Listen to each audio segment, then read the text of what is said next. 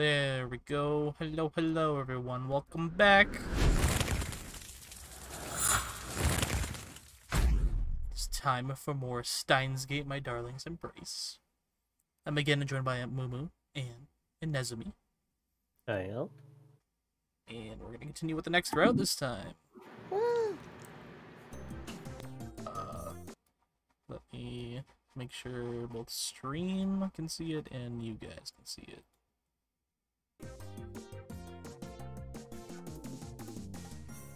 Okay, stream can see it. Perfect.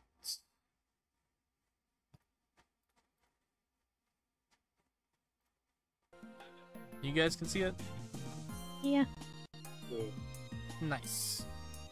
So I guess we'll just have to start a new game. And then skip. If I can figure it, there we go. Maybe we make a save file like right at the choice making. Ooh, I forgot to do something with Twitch. Hold on, give me one second. Second. I want to disable that new ad feature that came up on my dashboard. Oh, there's a new ad feature? Yeah. They want you to like put more ads on your videos, but I don't think it's worth it. So I'm gonna get rid of it real quick. Yeah, I've seen some of the things about people saying how not worth everything is. Yeah, I'm gonna quickly get rid of that.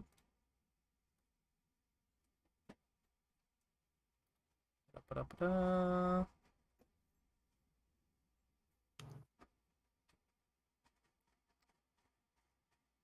How do I do this?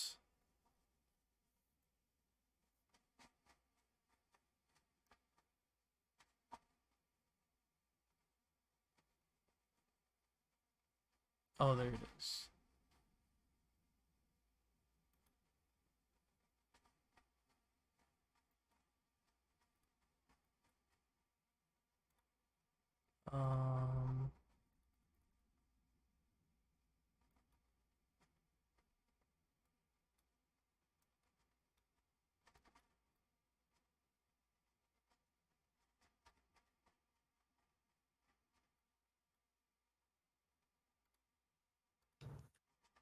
I think I did it.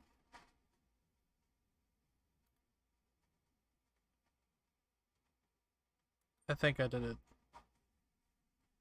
Hopefully I did it. I don't know what I did. I just disabled that feature, HPC. Twitch was being stinky lately, and I meant to disable that last stream, but I forgot, so I just did now.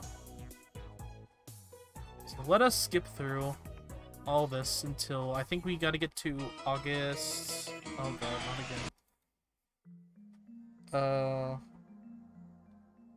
Just check. the August choice 7th. thing. Yeah, August 7th is when the choice is.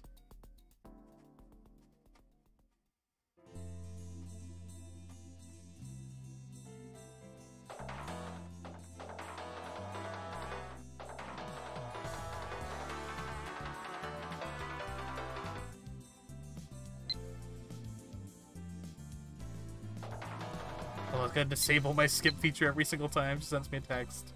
Oh, no. Uh-oh, you're in trouble. I'm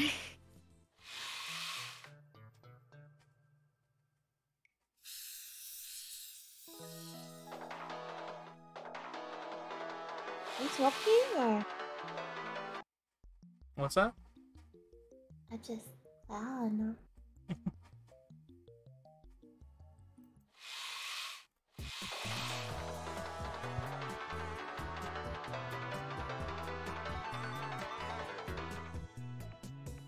Oh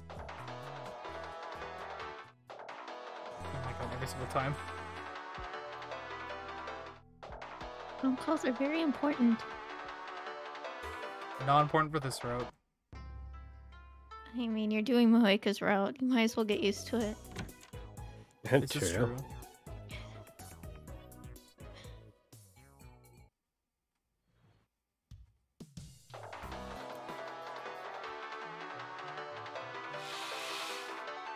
Is it here? I feel like it's near here.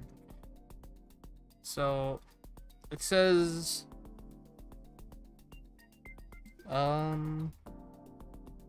Send the email as soon as you can.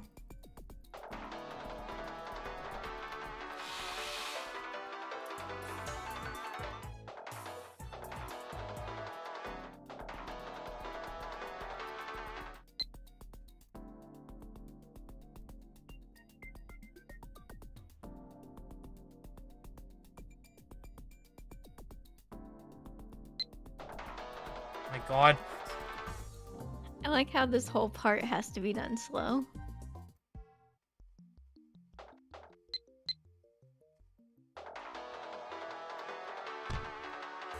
Oh, it's Nezumi's favorite character. Oh no. Took a while for me to click. Mm-hmm. Looked away for a second. It's around here. I think it's after the headphone thing.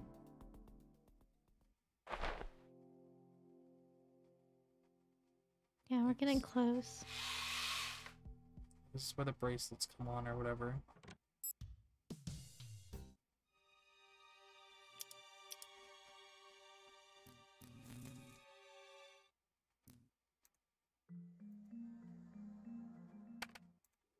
Okay. It's ready. I don't know how to pull up my phone. Oh, Uh-oh. Panic. Maybe we'll just end up on Kurisu's route again. Oh.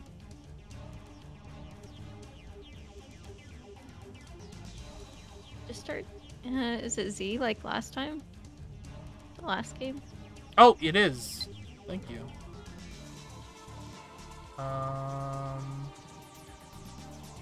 Phone wave. Okay, so I guess this is all new.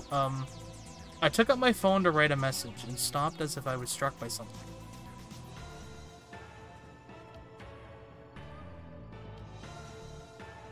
are we doing it? Yep. Okay. What are you doing? Okabe, hurry up. What do I write? And when do I send it? Well, We can send up to 3 D-mails for 6 full-width Japanese characters, or 12 one-byte English characters each. With proper timing and concise writing, we can deliver a message within the character limit. I have to be careful. I told myself just as much the other day. we should probably prevent ourselves from ever developing this new gadget, right? That sounds wise. Like you said, we won't end up in this situation if we put the kibosh on its development. The message will read, "Stop new gadget development at once." That should be enough. If we don't try to make that new gadget, then we can change the situation. We can keep Darling You Idiot from ever existing. But it'll probably wipe numbers 9 through 11 from existence too. But I'll come up with some new, some way to fund our lab. There's nothing to worry about. The D-mail is written. All that's left is a tab on my thumb. Oh, do I have to actually call it? Shit. Okabe! Yeah. What? Sent it. What you me boy? Yeah. Smack you. I forgot I had to do the thing. Hey, Ursats. I'm hit by an intense wave of vertigo. The scenery around me loses color, distorts, and the ceiling and floor merge into one. Everything is engulfed in chaos, and I don't even know whether I'm sitting or standing up. Then, it finally subsides. There's some saying about keeping one's feet on the ground. I think I just experienced the opposite. My very existence feels unstable. I'm overcome with an intense fear. Anxiety. However, it only lasts a moment. Right now, I'm standing with my feet firmly planted on the floor. The sensation. And the reality that even though I should have been in the development room, my body has moved seemingly by itself. There's no mistaking it. The D-mail worked. Number 12 is no longer on my right arm. Number 12 is in... While number 12 is gone, I'm grasping a different object in my hands. What is this?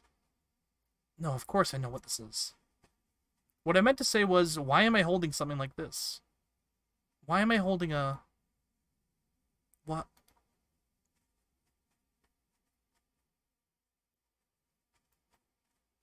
Oh, hey, Ocarine. What are you doing spacing out? Come on, let's get the sesh started. What's going on here?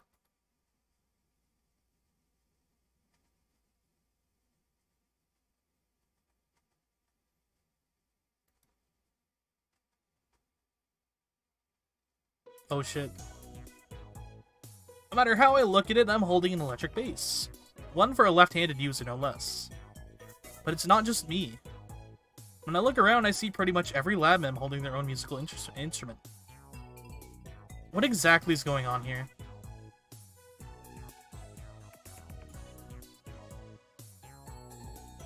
Okay, Ren, what's wrong? We aren't gonna play?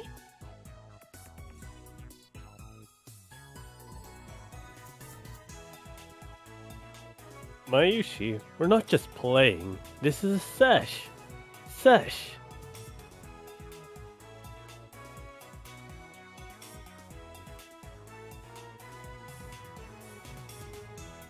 Who cares what it's called? Can we just get this thing started?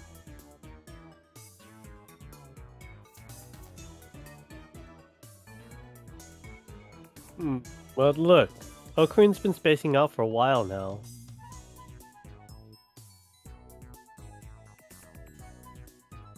Oh, what do we have here? Okabe Rentaro, don't tell me after lecturing us so much about practicing, you didn't do any yourself. Everyone's speaking like this is all totally normal.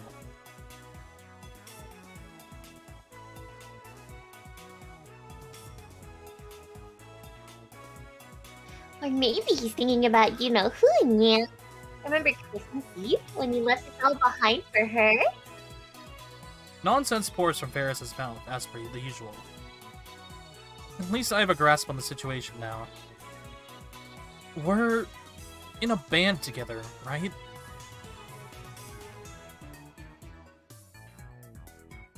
Duh, you're the one who started all of this. I did? Don't be ridiculous. Am I looking the type who'd want to start a band?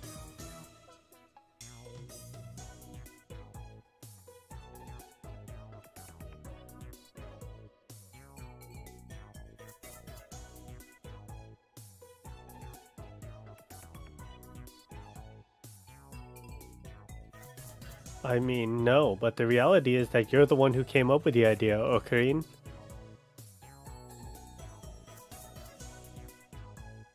That's right, you said we should win the prize money from Nico Nia Video's first annual We Try to Perform Our Favorite Anime Song contest to fund the lab. Nico... yeah?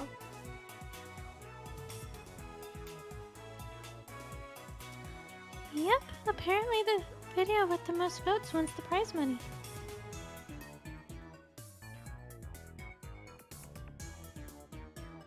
That's why you decided to get all us lab mems together to perform.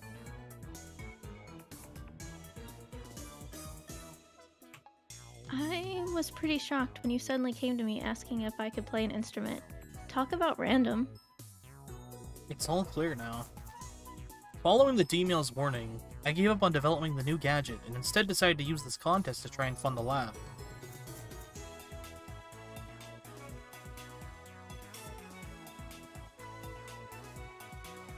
Just for the record, Ferris-tan's the reason why we have all these instruments. Eris asked customers at the store and they were more than happy to loan them out, yeah? That doesn't surprise me. They're all customers that make Queen plus Nyan. One flash of Ferris's winning smile is enough to get every single one of them to say okay to any request. But still, seriously? A band? This is important, so I'll say it again. Seriously? A band?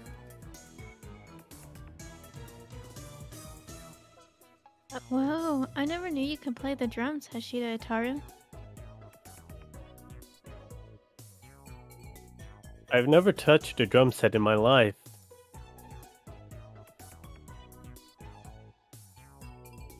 Huh? But you're the one who said you wanted to play the drums.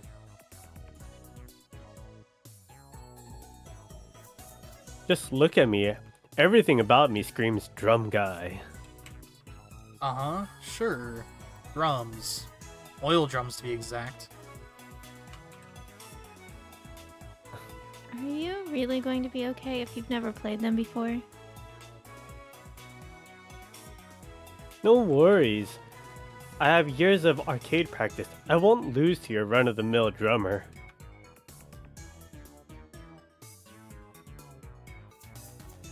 My skills are known far and wide as godlike around the arcades here in Akiba. Wow, really? That's awesome. As far as I'm aware, those aren't actual drums. They're just accessories for a certain taiko drum game. But I decided not to needlessly open my mouth.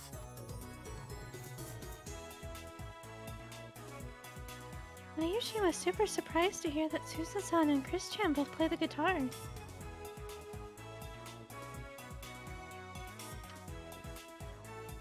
Well, to be honest, I can only really hold a few chords, but... That's more than enough. I'll teach you everything else you need to know.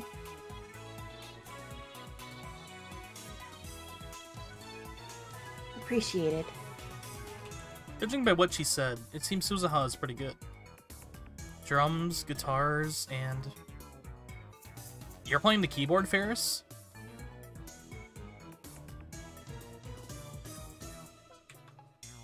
This one's actually mine, yeah?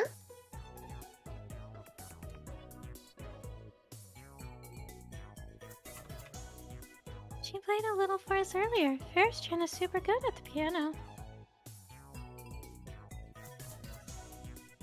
I've been learning it ever since I was little, so that was nothing, yeah. Now that's reassuring. By the way, Mayuri, why don't you have an instrument? Huh? I totally do. Look! Mayuri proudly holds out a tambourine. I'm in charge of the tambourine. Did this band really need a tambourine? I mean, I get that tambourines and tambourine players are pretty great and all, don't get me wrong. But as far as I can imagine, since the concept was for everyone to play an instrument, this was what we came up with for Mayuri as a last resort. If that's the case, the remaining two people must also be in charge of some sort of part. What could the last two be? I'm struck with a realization. That's right, how could I forget the most important part of a band like this? The vocals! Lukaku, I know you can be pretty shy at times, but I'm proud of you.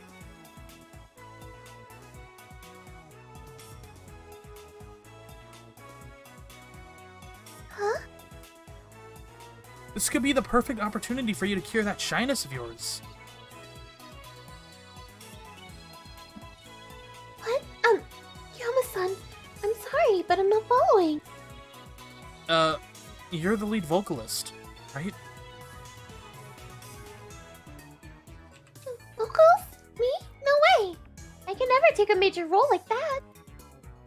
What? I'm wrong? Yes, I'm just going to be doing the chorus. I get to hide in the back. It's not Lukaku? Then that means... Then, who's the lead vocalist? My eyes dart around the room. Not a single person steps forward. Huh? An email? Who in the hell be emailing me at a time like this?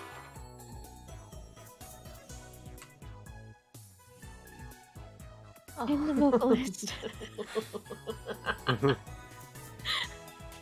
I look back and forth at my phone screen in the face of the sender. You're the vocalist? I tap at my phone screen, replying in silence. Moika nods back at me. I'll look around one more time as though sensing exactly what I want to ask. Everyone nods simultaneously. That's ridiculous! Shining Finger's the lead vocalist? How did this happen? Who made this decision? Who's straws? Huh? Excuse me? We drew straws. They drew straws? Are you kidding me? The lead vocalist is the most important part of the band. You seriously decided that by drawing straws?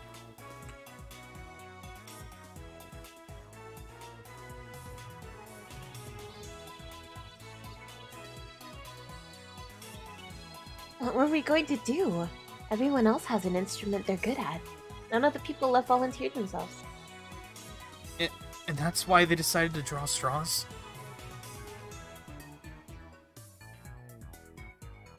Arishan really wanted to do it.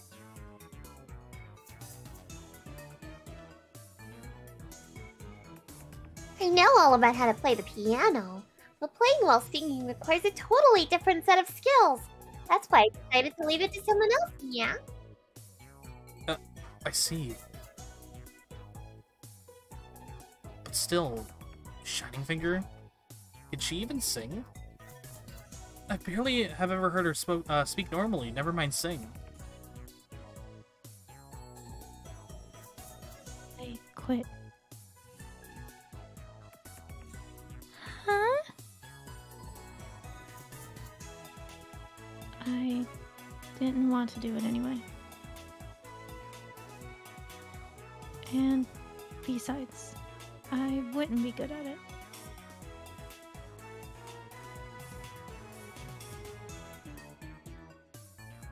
Hey, come on, you won't know unless you try. Right, Makisai Karasu? Hey, Retro.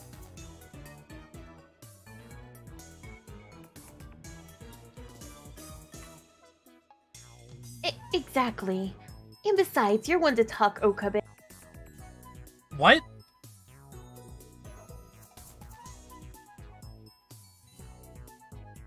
What was it you said again? The backbone of any good band is the bass, which means it's perfect for me? Wahahaha. I'm assuming you're a hell of a bass player, right?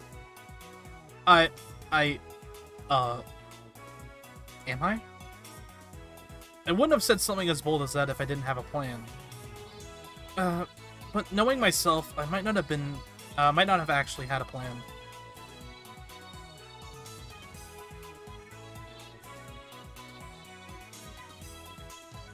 Don't tell me the man who calls himself Hyoin Kyoma would have the gall to speak poorly of others despite not being able to follow through on his own words. To be perfectly honest, I used a D-mail and only just arrived on this world line.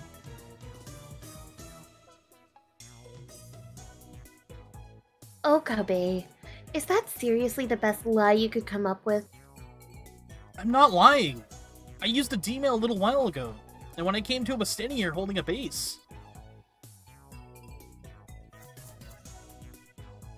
Oh, Corinne, nobody's gonna believe an excuse like that, especially not right now.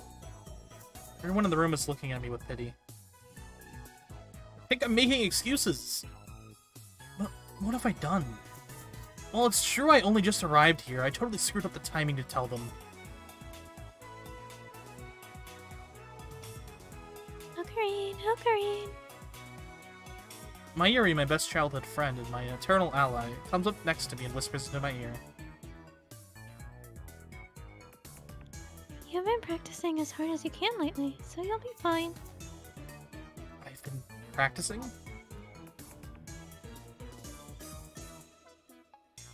Yep. You kept your practice secret from everyone, right? That's why you didn't tell anyone?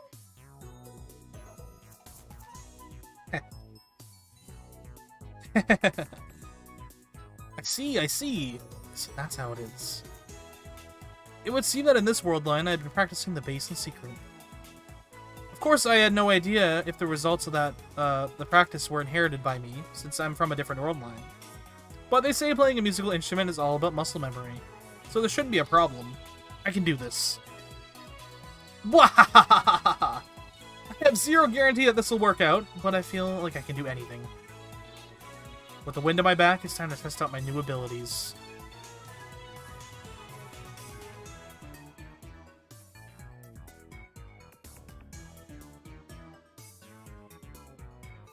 Anyway, we're all done here. Let's try putting it together.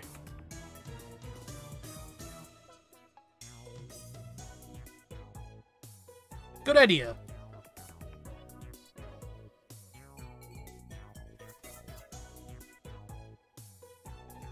Oh? You weren't so hot on all of this just a seconds ago. What's with the change of heart? Just you watch, Christina. I'll definitely make you eat those words.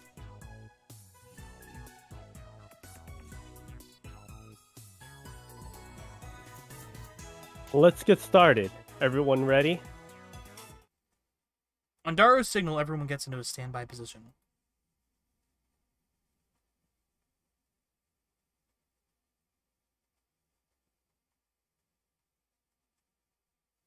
Let's do this. A 1, a 2, a 1, 2, 3. Oh, it sounds so good.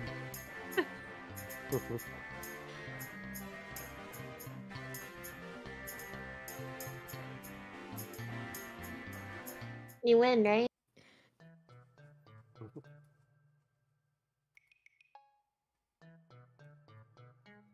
For real? I wanted to give you the benefit of the doubt after everything you said, but holy crap, you're terrible. In the end, either the me in this world line didn't actually practice at all, or I didn't inherit that me's abilities. I don't know which one is the case, but I do know that I'm terrible. You're one to talk. You were totally out of sync with everyone. What did you expect? This is my first session with other people.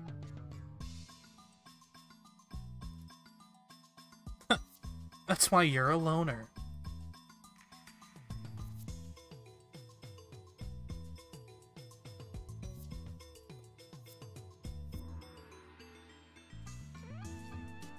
Wow, I guess games and real drums are totally different, huh?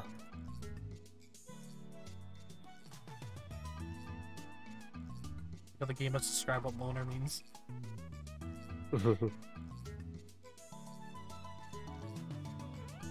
This is even worse than I expected. Given their actual experience, Suzuha and Ferris were fine. On the flip side, everyone else was so bad you want to cover your eyes. Or ears in this case. And the icing on this shitty cake? Shining finger. Considering how garbage I am at bass guitar, I didn't want to be the one to say this, but... What? What? What? What was that just now?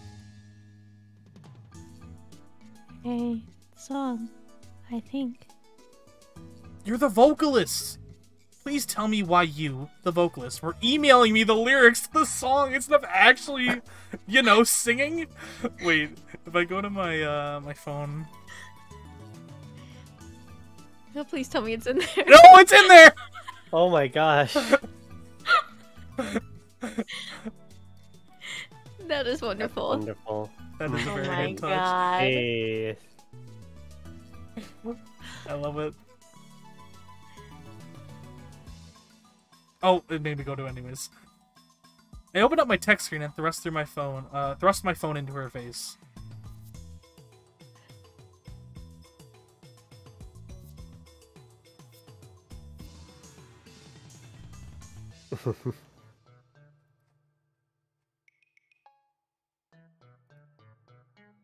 Kind of assumed she was gonna do this, but I didn't actually think it would happen. I didn't think they'd actually put it in the game. During the noise we called the performance, Moika didn't make a single sound, instead sending countless emails to my cell phone. Listen, I don't care how good or bad you are at singing. What's the point in any of this if you don't open your mouth?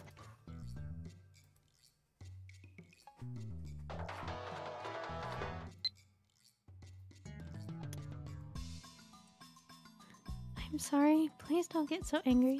You're scary when you're upset. Guess what? You won't even be able to make a submission video, let alone win.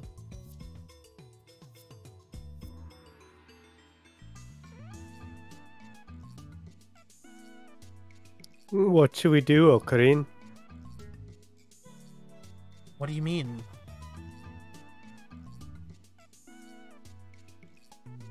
About the contest. We're screwed. Don't be stupid, we're not changing plans. Are you serious? I'm not even sure what we did even qualifies as a performance. Just to make this work in time to enter the contest. It's no use. Look at his eyes. Are you serious?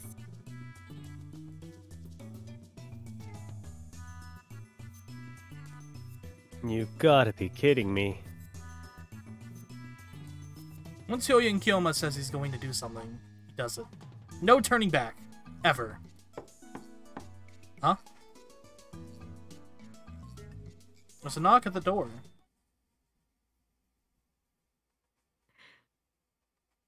We're so bad we angered the landlord. Yo, it's me, Tenoji. Why is Mr. Braun here?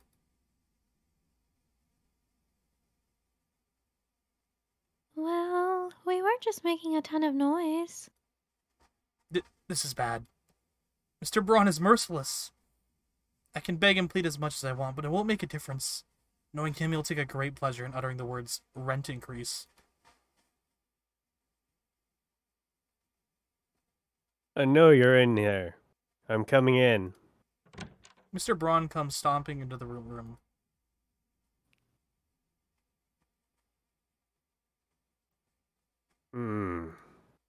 As soon as he enters, he starts looking around the room. The expression on his face is impossible to read. Mr. Braun, this is, I swear there's a good reason for all this. Let's keep this peaceful.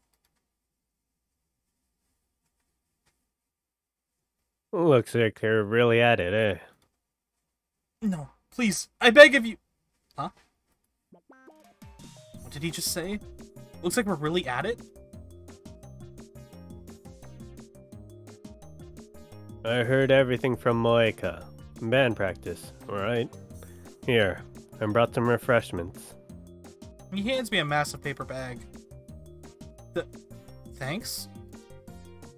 I can smell something sweet from inside the bag. It must be a cake or something. Wait, more importantly, what did Mr. Braun mean? I heard everything from Moeka. I'm sure that's what he just said. Mr. Braun, do you know Shining Finger? Shining Finger? Who's that? Moeka. Hear you, Moeka. Why'd you call her Shining Finger? That's kind of a long story. More importantly, how do you know her? What kind of relationship do you have with her? As far as I know, Moeka and Mr. Braun have nothing in common. At the very least, it was like in the previous world line, I think.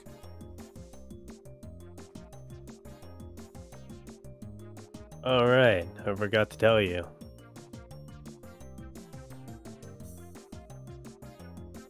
Moeka's the daughter of someone I know. Some stuff went down and now I'm her guardian.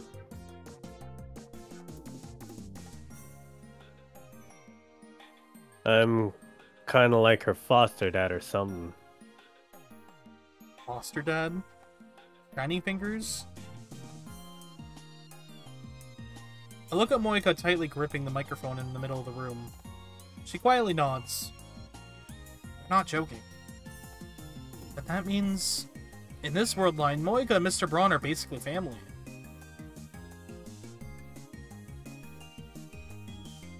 So, anyway, there you have it.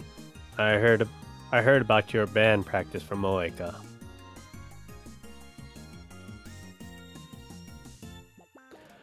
As long as you don't get loud at night or bother the neighbors, I ain't got no problems looking the other way. Oh, cool. Anyway, I'll catch you all later. Mr. Braun leaves the lab behind. In any case, now that we have Mr. Braun's approval, we can move forward and put this thing together. Alright, you heard the man. Let's get back to practice. Shining Finger, no more emails. Use your voice and sing. I'll try.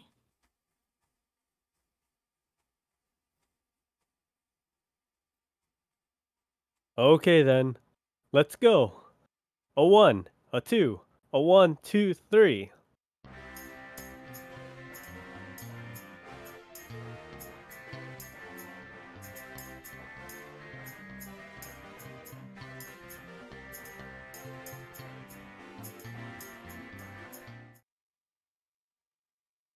Of course, even after all that, it's not like we'd suddenly become awesome.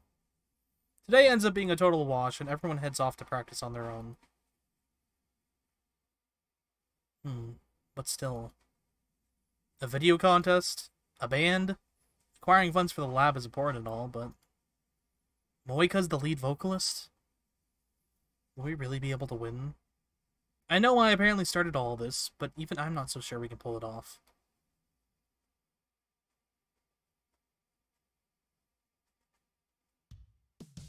The next day, I'm walking on the Akiba Bridge, connecting UPX and Daibiru. In my hand is the bass practice book that I just bought. The great Hoya Kyoma can't afford to look like a fool.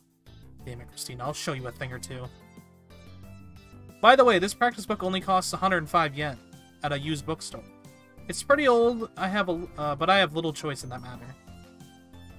All I need to do now is return to the lab and start practicing. Huh? I got an email. It's from... Shining Finger. Moika, eh? What does she need?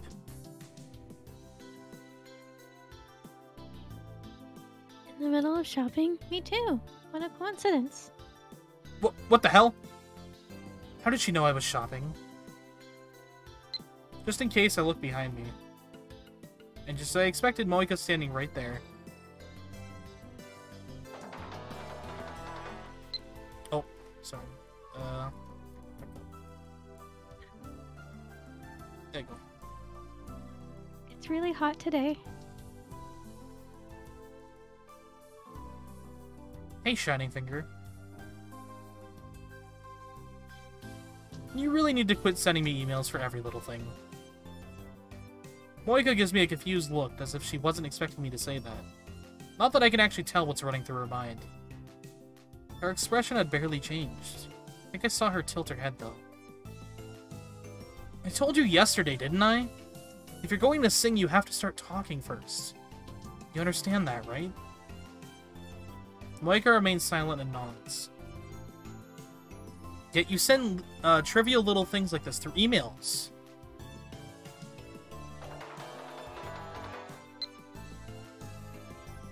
But... You can at least say "but" out loud. But...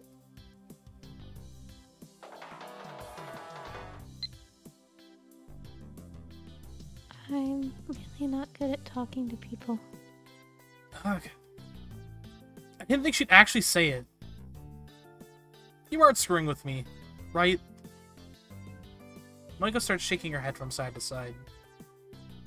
Shining Finger, why are you so quiet? What happened to you? I refuse to believe that you do this because you enjoy it. Why are you like this? Moika's expression had hardly changed up until now, but I can see a clear frown forming on her lips. Maybe she doesn't want to talk about it. But the reality is that Moika is going to struggle with this going forward. You might be able to help her out. Look, I get that you probably don't want to talk about it, but I'd like for you to at least tell me what's going on. If you don't, this little experiment of ours will end in failure before we even enter the contest. Moika remains silent. She stands there still for some time, without even sending me an email. She's back to looking expressionless, making it difficult to tell what she's thinking. Then after waiting 3 minutes... In the past? Moika finally opens her mouth. I lean over to hear her quiet voice.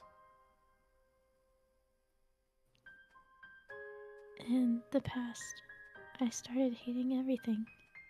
I didn't see a reason to keep living. When I thought about just dying, Mr. Tenoji, he was so kind to me. He saved me. This is all much heavier than I anticipated. If nothing else, it looks like she's living a fairly normal life now. And judging by the tone of her email, she's actually a pretty bright person at heart. Which means it might be possible to fix the shyness problem she has. Let's return to the lab. Huh? I want to hear everyone's opinions on how to transform you into a full-blown diva. This is exactly the sort of situation that calls for a good old-fashioned brainstorm.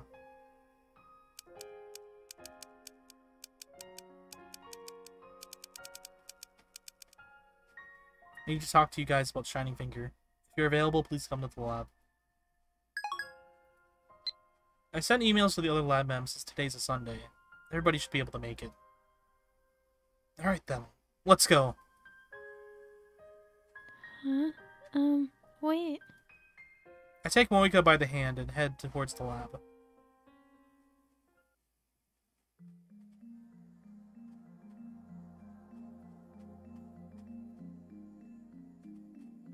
Anyway, I can think of a lot of other reasons why someone might have trouble speaking out loud.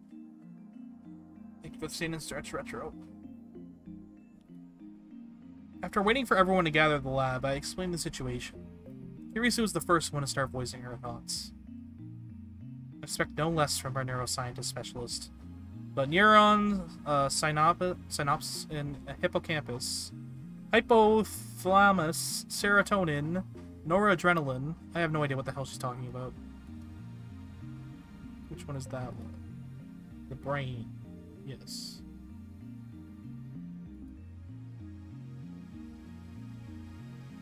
So to put it simply, what do you mean?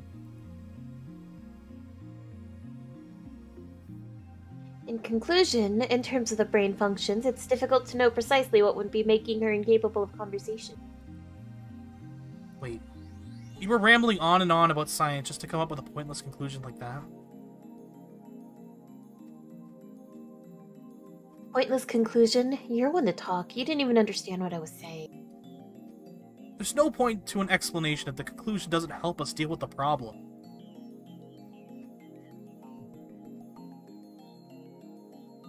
Did I say anything about not knowing how to deal with the problem? So, what's your idea?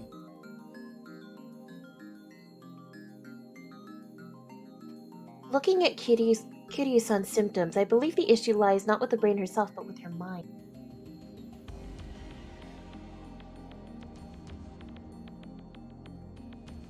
Thus, I think it would be best to use the hypnotherapy to deal with the issue. Hypnotherapy. Becoming an experiment. Ooh.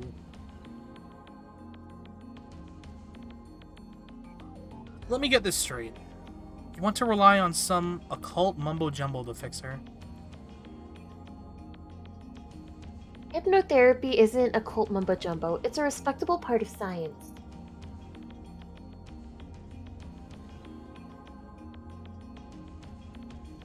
It's currently being heavily incorporated into the field of medical care as psychiatry in America, and there's active research being conducted on its effects. Alright, fine. Let's say that hypnotherapy is scientific. Who exactly would conduct the hypnotherapy? If we go to America, I can introduce you to a doctor I know. You don't have the time or money for that. This is why you're hopeless, Celeb Sev. Don't call me Celeb Sev, and why are you complaining anyway? Hey Josie, thanks for the lurk.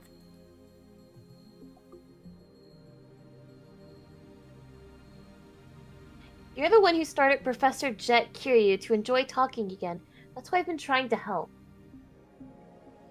I know I asked for your help, but I meant within the realm of reality. Also, that's not the project's name. It's way cooler than that Operation Laurel, or whatever, named after songstress of Temptation. Fine, whatever. Deal with this yourself. I can't. That's why I wanted to hear everyone's opinions. And maybe you should try and become more open-minded.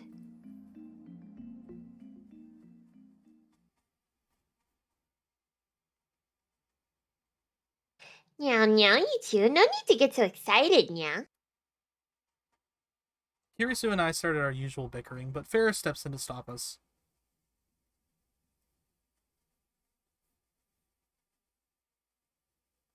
Leave this to Ferris, meow.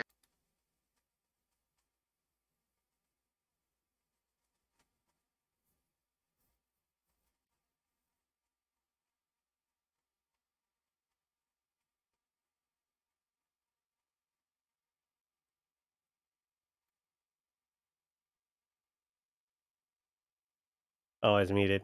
Well, that's right. Bear's 10 is a communications expert after all. Apparently, I'm not a communications expert. He's not wrong. Ferris could indeed come up with a good idea or two. Considering how many customers she converses with every day at May Queen plus Neon, I'd expect nothing less. That's right. I think that would be perfect, meow.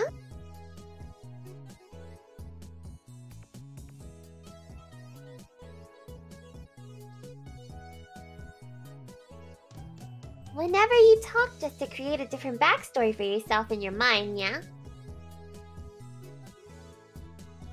A different backstory?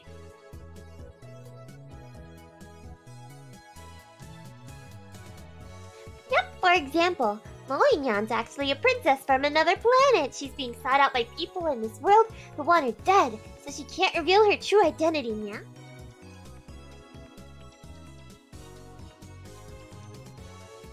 Whenever she speaks, she occasionally ends up sounding like royalty. Try giving yourself a background story like that, yeah?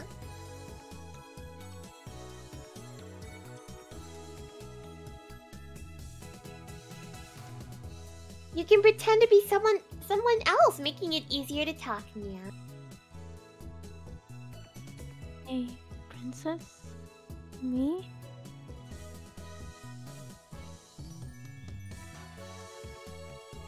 No need to think too deeply in it, yeah? Give it a try. Huh? Go on, you got this, meow.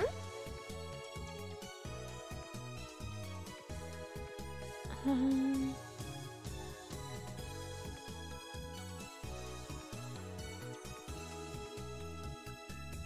Come on.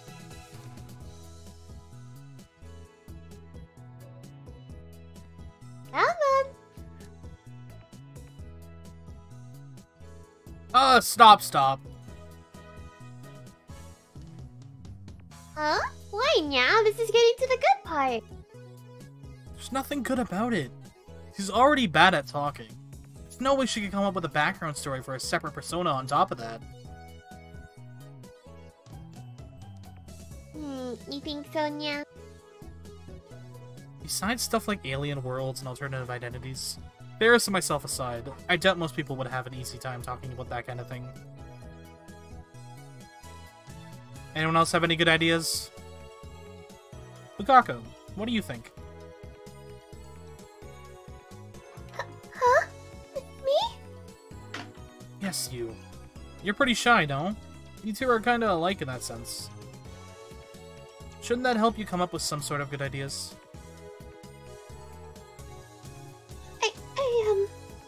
Yeah, I do understand how Kiryu-san feels.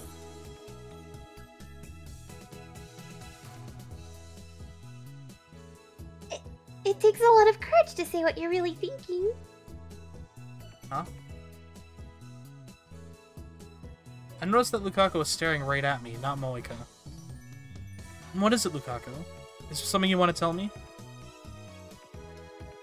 Huh? No, it's just, well...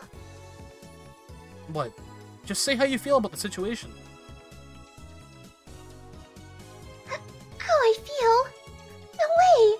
I can't say something like that so suddenly. I could never say it with so many people watching. His face turns bright red and he goes quiet. What's his deal? I look away from the now fidgeting Lukakos, surveying the faces of the other lab members. Doesn't anybody have a good idea? I lock eyes with Mayuri, who's sitting with a spaced-out look on her face. I'm guessing that Kiryu's lecture must have been so difficult that her brain's all scrambled up. Just for the record, I have to ask, do you have any ideas, Mayuri? I'm not expecting much.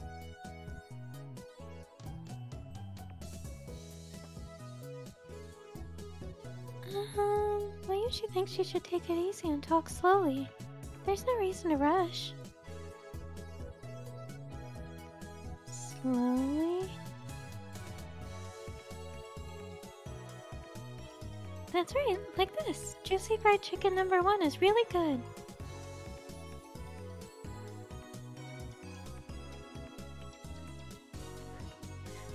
Juicy fried chicken #1 is really good.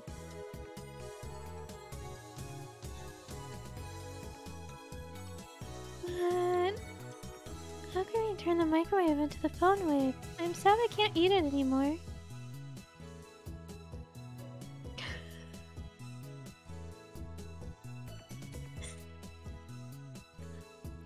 But Akawi-kun turned the microwave into the phone wave.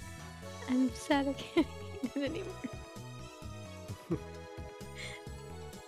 Alright, stop.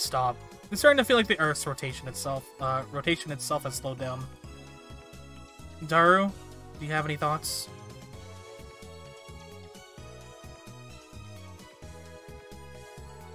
So, you finally called upon me, eh? Took you long enough. Oh? Should I assume you've come up with quite the plan? Who the hell do you think I am? Let's hear it. She should read eroge scripts out. Rejected! Already? I didn't even finish explaining my idea. Blame yourself for having an idea terrible enough to be rejected within the first few words. No good. Even Daru's useless. And the only one left is... Alright, part-time warrior. Last one up. Do you have anything?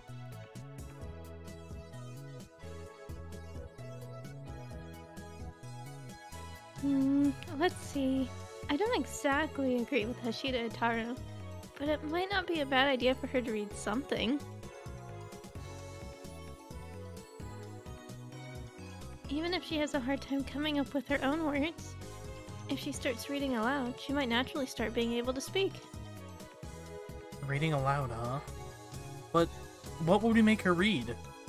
I guess the cliche choice at a time like this would be some sort of literary masterpiece.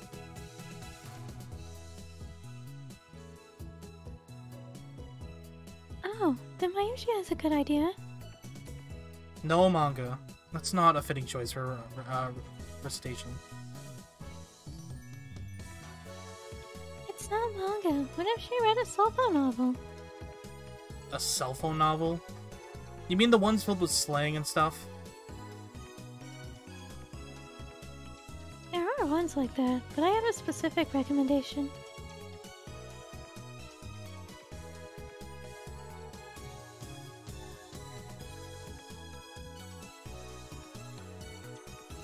Oh, are you thinking My Rainbow?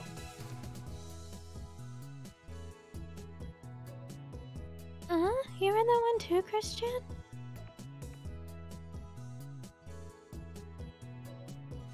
Ah, Ferris has read it too, yeah?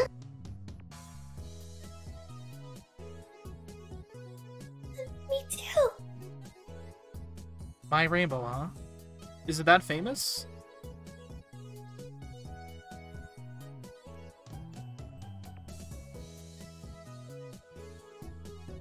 You've never heard of it, Ocarine? Apparently it was written by a high school girl. There's lots of gossip about it lately.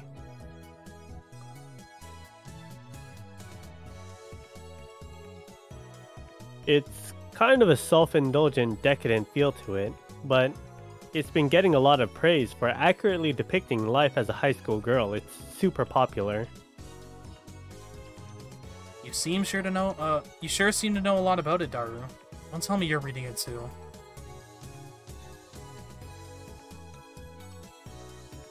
Of course. It's a popular topic online. I gotta keep up with the times. Hi, Ostana, how are you doing? Welcome, welcome. Wait, so all of you are reading it? Even you, part-time warrior? I'm not really up on the latest fads. Just for the record, I have to ask. Are you reading it too, Shining Finger? Pretty much. And that saves us some time. How about it? Want to try reading my rainbow aloud? I don't want to. Huh? That was unexpected.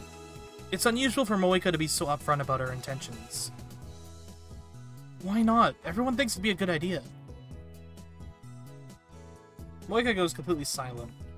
Is she that against it?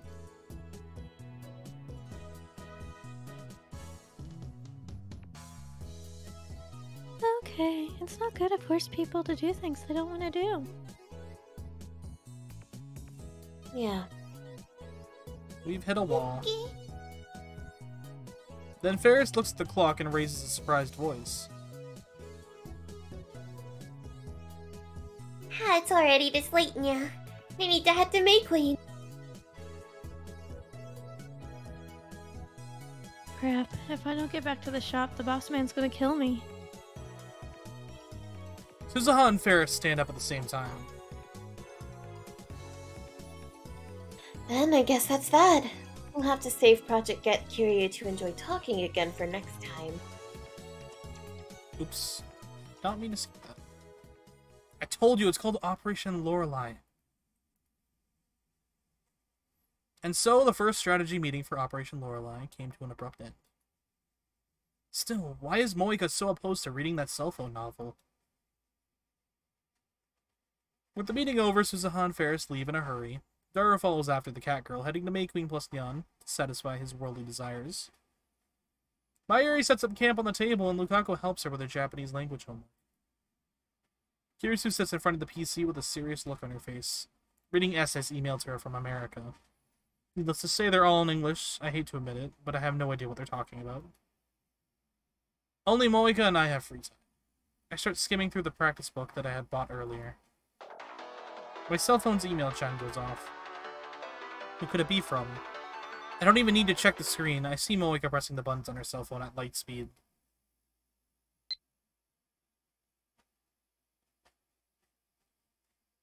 The lab needs cash, right? I happen to know a good part-time job that pays well. Wanna give it a shot? A well-paying gig? Moeka nods back in silence. Don't tell me you want me to become a salesperson or something. I refuse. And I don't intend to recommend the gig to someone else, either. I know how this works.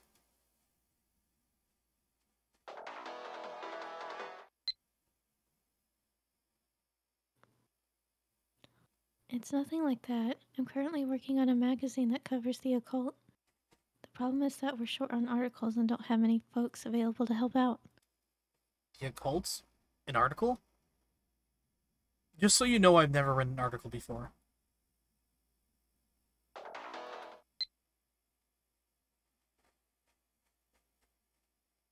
I'll write the article, so don't you worry about a thing. You can just be the reader contributor who experienced a summer of horror, Okabe-kun. Reader contributed? What's that supposed to mean?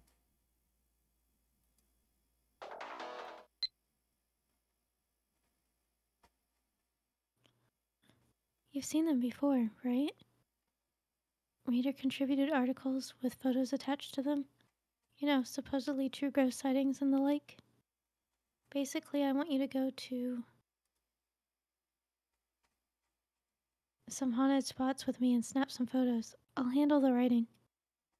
Moeka wants me to take photos of stuff, and she'd write the articles. Do you want me to help you? You come up with a fake. You want me to help you come up with a fake horror story?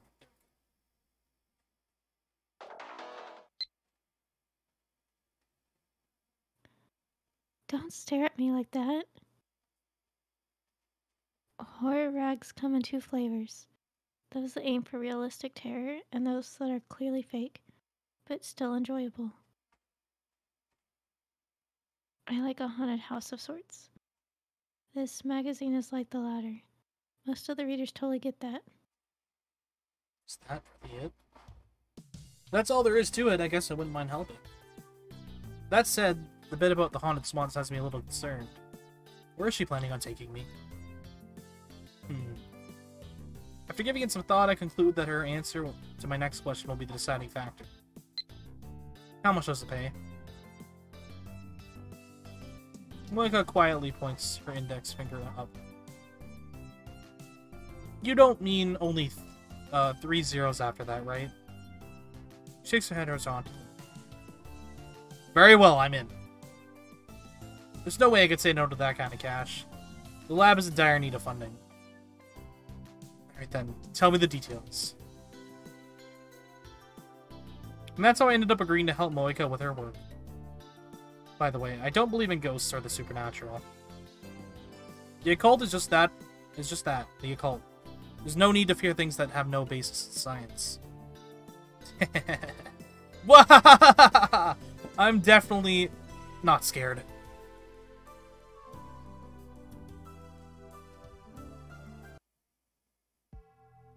Four days later, it's finally time for me to help Moika with her work. Our meeting place is in front of Akihabara Station. Even at night, the air temperature is high, and I'm getting damp with sweat from just standing here. The asphalt and concrete walls have absorbed all the heat from the sun, meaning I'm basically being cooked. After roasting in place for a while, I spot Moika approaching from down the road. Over here, Shining Finger. Sorry for the wait. Let's get going. Wait, where's the rest of the crew? It's just us. You don't even have a cameraman? Moika takes a small digital camera out from her purse. It's the mirrorless SLR trending among women lately. We're in charge of taking the photos, too. We're in charge of taking the photos, too? Yeah, the magazine has a low budget. Plus, this is supposed to be an amateur submission, so it can't be fancy. I see. Huh? What's with the bag? Moika is carrying not just her purse, but a large paper bag. Tools for the photo shoot. Who is mailing me? I got over my Yuri and this is gonna read my Yuri's. Mayushi saw your dad today. He wants to know when you'll be coming home. Don't we reply to these? I don't think we do. Here's one from my assistant. You know that manga that was on the table? Do you have the next volume? Manga? If you have that much free time, how about working on the next future gadget?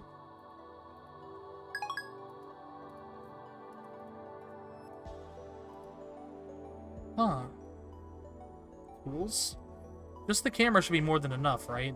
Or does she intend to set up lighting and all that stuff? So, where are we going? There. There? Wait, Radicon? Moika is pointing directly at the Radicon building. But there's something odd about it. It's different from how it normally looks. There's a sign on the building entrance saying entry forbidden, and it's completely sealed off. According to Daru, 50 years after its construction, Radicon has started to deteriorate. Additionally, since it didn't meet the current earthquake resistance standards, the management decided that it needed to be rebuilt. As Akiba's lights illuminate the city, Radicon stands out as a dark void in the night. You're telling me that Radicon is haunted?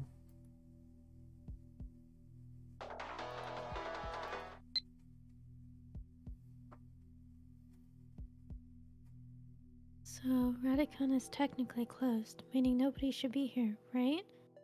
But I heard that at night you can hear a mysterious lady's voice in the building. There have also been tales of people seeing strange shadows, too. Never realized there were rumors like that floating around. Let's go inside. Inside? Do we have permission?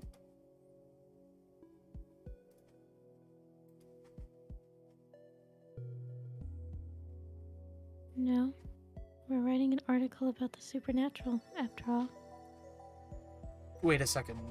Don't tell me you plan on... We're sneaking in. Are you serious? I'm taken aback as I look at Moika's expressionless face.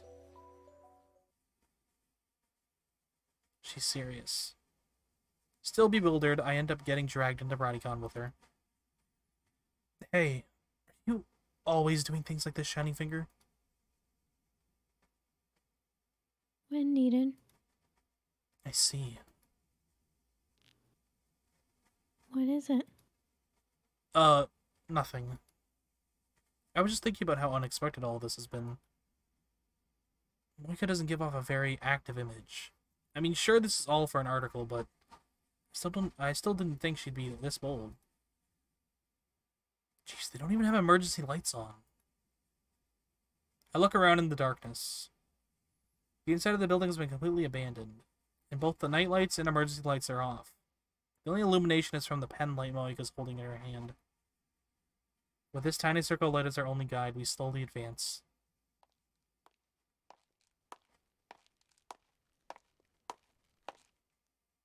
We climb the stairs, eventually reaching the floor in question. A place rumored to be the site of various supernatural phenomenon.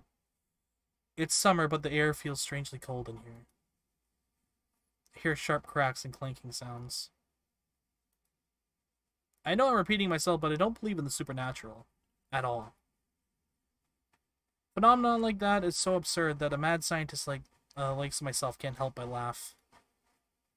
I have issues with the plasma theory from the one professor that always is popping up on TV. If I ever had the opportunity to appear on a show about the supernatural, I'd have no problems in saying this outright. Do ghosts exist? The answer is obvious. No. Ah! I suddenly hear a loud noise at my feet, causing me to leap several meters backwards. I cautiously looked toward the place where the noise came from. I apparently had kicked a bucket. Don't scare me like that. I mean, I was startled by the loud noise. It's not like I'm scared or anything. Got that? Moika looks at me in silence, expressionless as usual. I bite my lip, reflecting upon my own cowardice. I was taken aback by a mere bucket. I'm sure Shiny Finger is looking at me with disdain. Joey and Kilma shall never get over this disgrace. Oh, it's just an email. It scared me. No, I wasn't scared, I swear. I continue to pretend nothing happened as I glance down at the new email. I'm really scared. If you're scared, say so. Try emoting a little bit. You're making me look like I'm the only chicken here.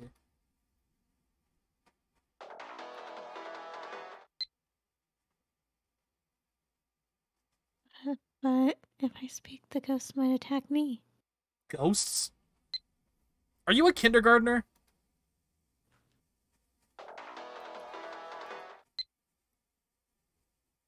Can we hold hands? That's lewd. What?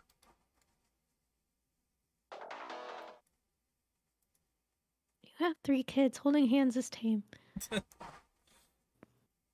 you not want me to? I'm so scared. I just can't help it. I couldn't tell in the darkness, but up until now, Moika's been tightly gripping my hand, trembling slightly. She feels kind of cold.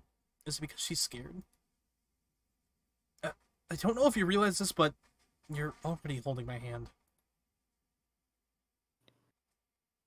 Sorry. Come on, let's go. Let's take these photos and get out of here. Just to make things perfectly clear, I'm not the type of virgin who turns red from holding a girl's hand. And come on, this is Shiny Finger we're talking about. Sure, her hands are more slender, dainty, soft, smooth, and silky than I thought, but that's all. My heart definitely doesn't feel like it's going to burst out of my chest or anything. Hello? Yeah, it's me. I'm currently in the middle of a highly classified mission. Things aren't looking good, but there's still hope. We should be able to wrap up things before the organization notices us. You be careful too, got that? I'll be in touch. L. Psi. Congru. You.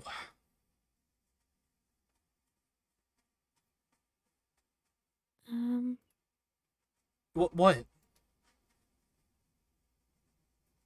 Not that way. This way. It seems I was about to head into the opposite direction down the hall. Reluctantly, I let Moika pull me along by the hand, deeper into the darkness of Radigan.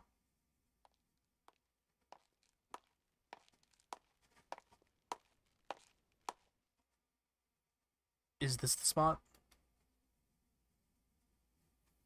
Yes. This area used to be a passage for employees of the tenants who occupied the building. There's a mess of carts loaded with all sorts of things strewn about. It's impossible to see very far with only Moika's pen light, but this is probably connected to a warehouse in the cargo elevator. Moika finally lets go of my hand and takes the camera out of her bag and starts snapping shots. Well, what's the verdict? Anything weird appearing?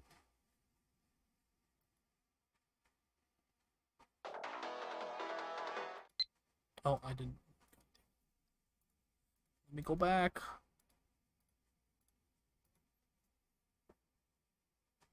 Hey, stop it. I don't want something weird in the photo. What exactly did you come here to do? Moika remains expressionless as her eyes scream, "Oh, right, ahaha." Or at least that's how they look to me. He starts taking photos again. However, I don't know if I should call this unexpected, but after checking the photos, we find nothing even remotely suspect. We can't use these. Give it up, Shining Finger. This is what happens when you chase baseless rumors. Moika keeps staring silently at the LCD screen. She suddenly sticks her hand into the paper bag she was carrying and pulls something out. What is that? Moika is holding a wig in her hand. One with long black hair. I don't know if this is intentionally the case, or if it's just not particularly well taken care of, but the hair is all tangled and twisted. It's super creepy. I'll wear this. You shoot. What?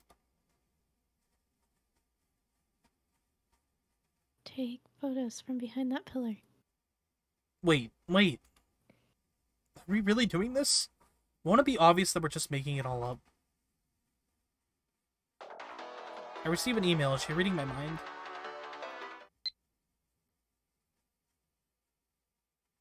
No worries. If anything, we gotta go the extra mile, or the readers will be disappointed.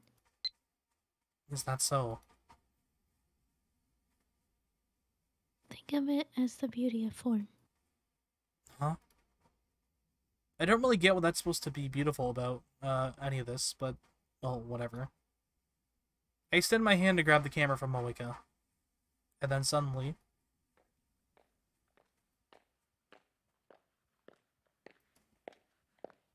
Thump, thump. We hear footsteps. Moika and I hurriedly turn off the pen light and crouch down. I cast my gaze in the direction where the sound is coming from, but I see nothing there. All we can hear are the creepy footsteps getting louder and louder. Moika is clinging tightly to my arm, probably without realizing it. Ugh. I feel a couple of large, warm, soft objects pressing against my arm. Get it together, Hoya and Kyoma! Get that mind out of the gutter! Is this place actually haunted? That's impossible, right? As I try to sort things out in my head, I look around and realize something. Due to the way the corridor is constructed, sound echoes around, making it seem like footsteps are coming from the opposite direction. I turn around, and as expected, I see the light of a flashlight peeking around from the corner. Moika follows my eyes. Could it be a ghost hunter who snuck in here? Or even a security guard on patrol? This is bad. We need to hide somewhere. Yeah. The light turns the corner and starts heading in our direction. We search for a hiding place and try to lay low. Not realizing there's some luggage piled up right behind us. Ugh! Moika and I end up knocking over the small amount of stuff falling onto our butts. You want to be a security guard next to me? Or whoever this is. Who's there? I hear the footsteps quickly getting closer to us. Moika and I try to get to our feet and run away, but... Ah! Gah! My legs are swept from out under me. I flip over and fall to the ground face first. Just as a black silhouette leaps on top of me. Something hard is pressed against the back of my head.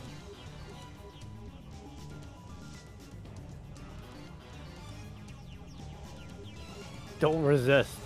I'll blow your head off if you try anything funny.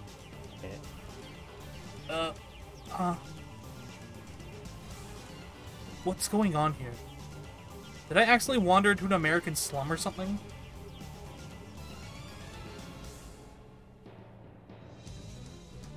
Hmm?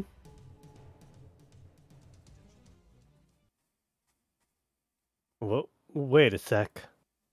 Unable to believe the situation I'm in, my entire body is frozen in place. Suddenly the tone of the assailant's voice changes. Well, if it isn't Okabe Rintaro and Kiryu Moeka. What? Uh, The assailant removes her leg. Oh, it's a girl. Never mind. Oh. I look at my attacker and only see a familiar face staring right back at me. Part-time warrior!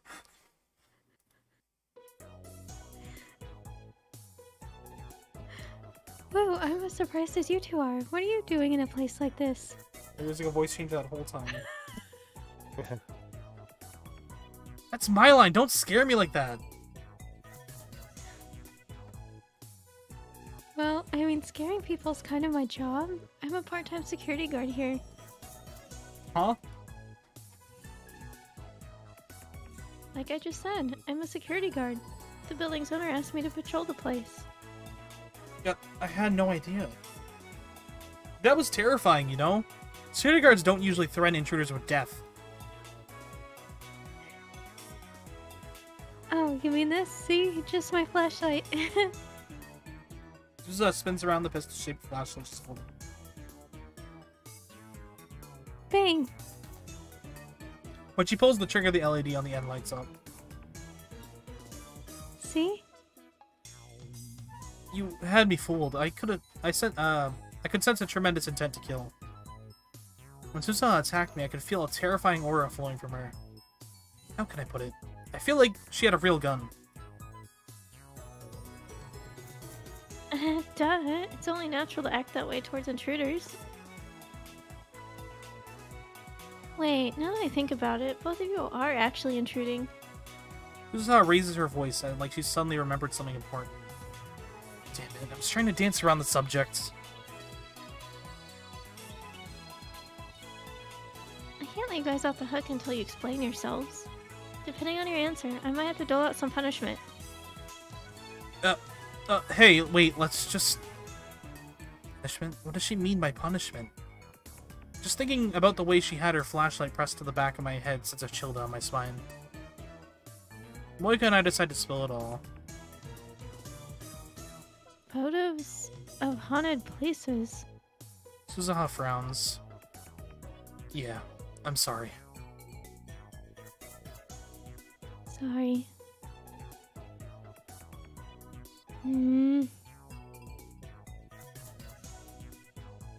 I thought something was weird about all this.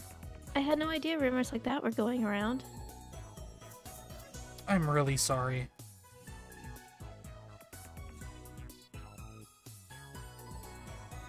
Well, it's not like you started the rumors of Kabe Rentaro, so it's fine.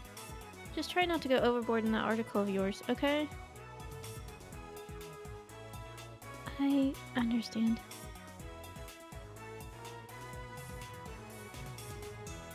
And look, I'm not trying to lecture you or anything, but... Suzuha puts her hands on her hips and starts to lecture us. For 40 long minutes. At a later date, I'd go on to complain about her, about how long her lecture was. She responds saying that the uncle who looked after her in her hometown was big on lectures. I guess she picked up on his bad habit. I sure would like to have a little chat with that guy. Anyway, 40 minutes later, free at last, we scramble out of Radicon.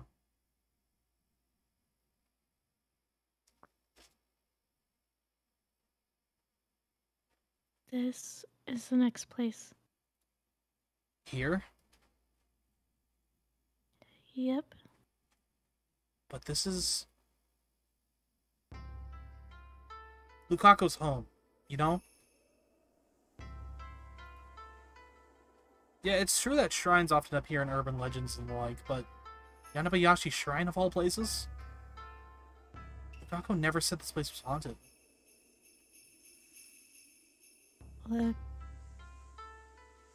Look at this.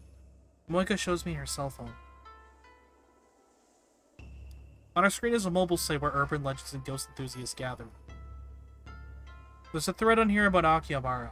Actually, quite a few. There are all sorts of rumors concerning this area. Yanabayashi Shrine in particular seems to be a hotspot for ghost stories.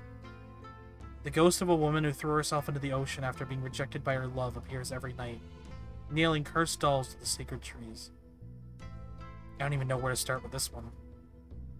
From stories about sobbing heard from the old well, in a storehouse where a doll growing hair is enshrined, there are nothing but ghost stories that people are trying to pass off as real. Shiny Finger, these all strike me as fake. Maybe. Yeah. We still have to check. For real? Well, let's call Lukaku. Just then I hear a voice from behind me. So that's Luka. Luka, Yoma-san? Huh? I turn around and see Lukaku conveniently standing by the shrine entrance. Oh, Lukaku! What brings you out here so late at night? From the looks of it, he's on his way back from the convenience store. I can see a bottle of mineral water and a few other items poking out the top of his echo bag in his hands. Lukaku begins to happily trot over, but notices the figure standing next to me and stops in surprise. Oh, Kiryu-san.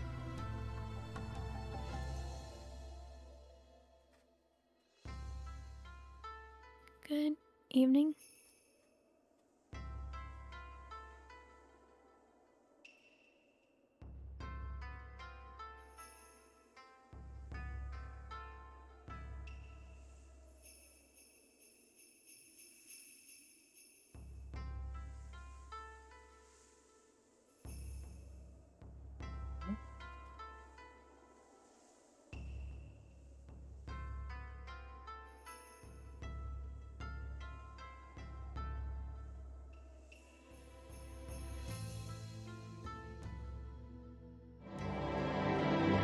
Go work your cringe 9 to 5.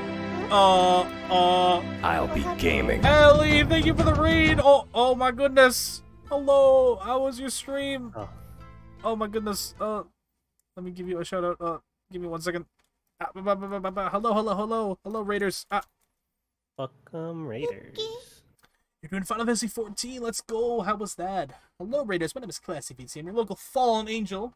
On Land of Twitch, I'm playing through Steins Gate, my darlings embrace with my friends here.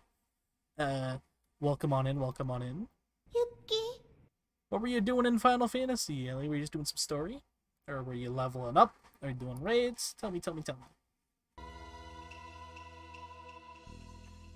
yes, this is a visual novel based off Steins Gate, which is like a science action-adventure game, but this is like a romance spin-off almost.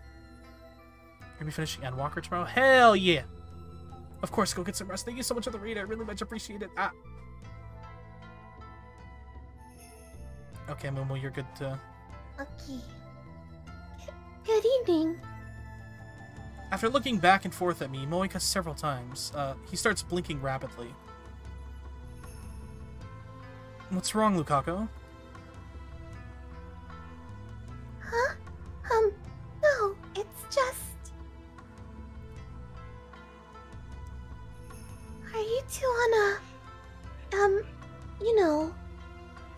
I didn't pay my child support, and Amumu's here to kill me. Huh?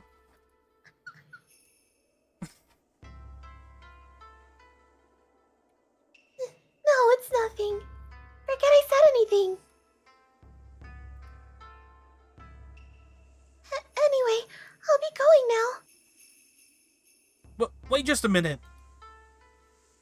I grab Lukaku's hand tightly as he tries to flee from his flee to his house. He's wearing a somber expression on his face. Hold up. There's something we wanted to ask you. Could you give us a few minutes of your time?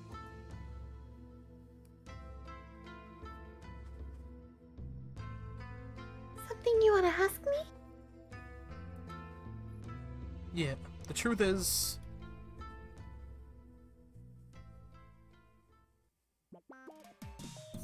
And that's why I'm out here with Shiny Finger. We're trying to get a material for our article.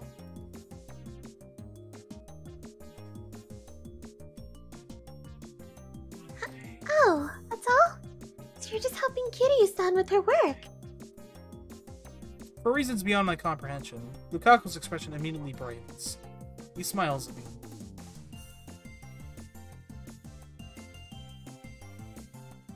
Actually, I remember you mentioning something about this before. I completely forgot and ended up getting the wrong idea. The wrong idea?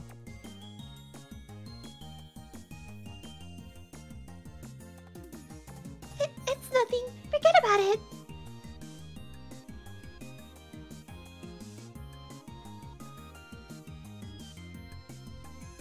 Anyway, what's this about our shrine being haunted? Just some rumors we found online. I fill Lukaku in on all the weird stories floating around.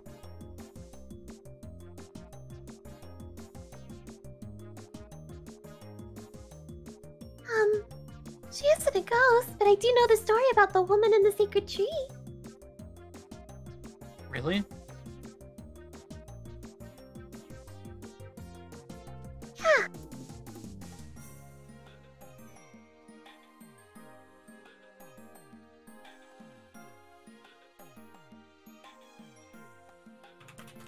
Please tell us. Loika takes a notepad and pen out from her bag.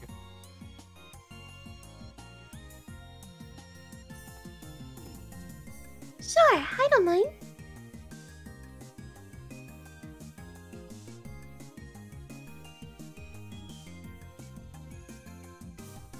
Just so you know, it's nothing like the story you found online. Loika starts telling us the tale of Yanabayashi Shrine and the Sacred Tree. The Showa period. It's said that a beautiful woman would visit Yanabayashi Shrine and its sacred tree every evening in the hopes of saving a young man dying from tuberculosis, an incurable disease at the time. She wouldn't miss a day of paying her respects, no matter the weather. From time to time, she would even visit the shrine despite being ill herself. 3 long years passed since this continued. The young man miraculously overcame the disease, returning to the woman he loved. Basked in the gentle spring sunlight, the sacred tree quietly watched over the couple as they tearfully embraced one another at Yanabayashi Shrine, finally reunited.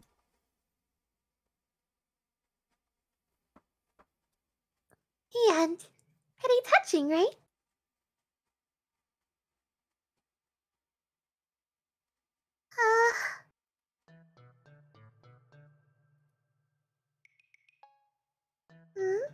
What's wrong? What happened to throwing herself into the ocean? She never did anything of the sort. Or the cursed dolls. There were no cursed dolls. You see? It really was just a load of nonsense, Shiny Finger.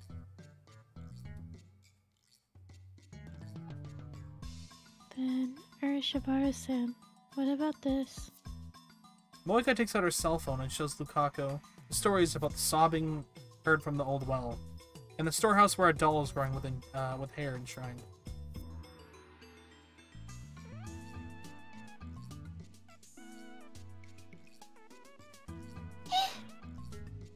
Lukaku's eyes open wide with terror as he reads the text.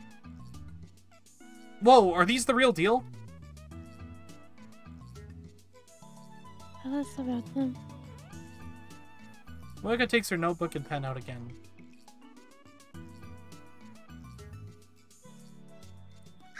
No, I'm sorry. I really can't handle scary stories, so I couldn't help but scream a little. Ah.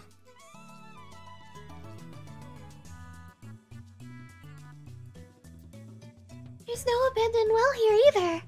And we haven't enshrined any dolls either. Just give it up already, Shining Finger. Without a word, Moika thrusts her hand into the paper bag she's carrying. She once again pulls out her ghost wig. On top of that, she also removes a straw doll, a long spike, and a hammer from the bag.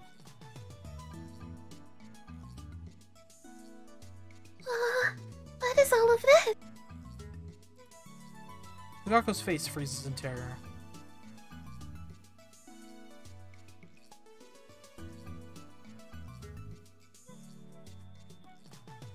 Aoi-kun, you handle the photos. I'll now list to the sacred tree. Please stop. You can't do something like that to the sacred tree. Faster than the speed of light, Lukaku's father dashes outside. I assume he heard his son scream. He arrives just in time to see Shining Finger wearing the ghost wig, holding the hammer like she's about to hit the sacred tree. He nearly turns us over to the police.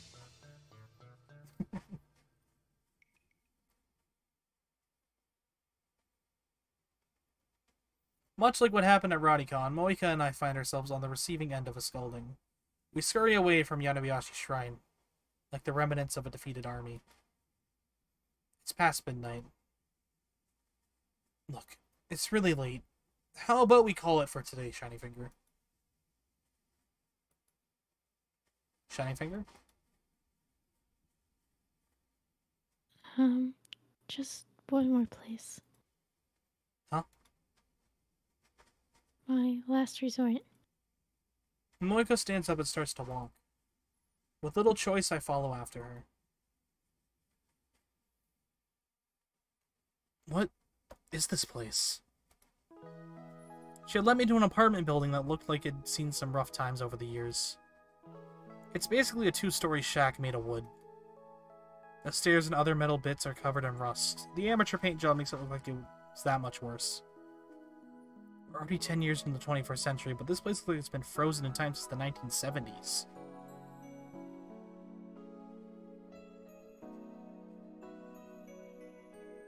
This is my place. What?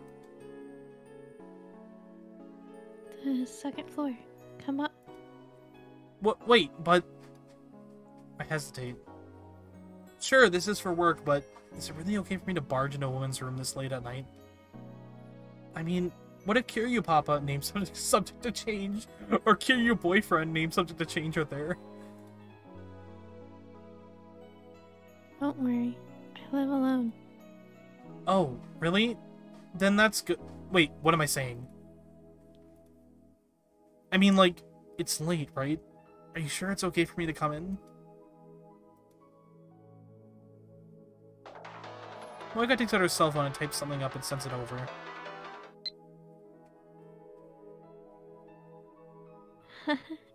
Oh, Akabe-kun, you silly head. Don't worry. I trust you.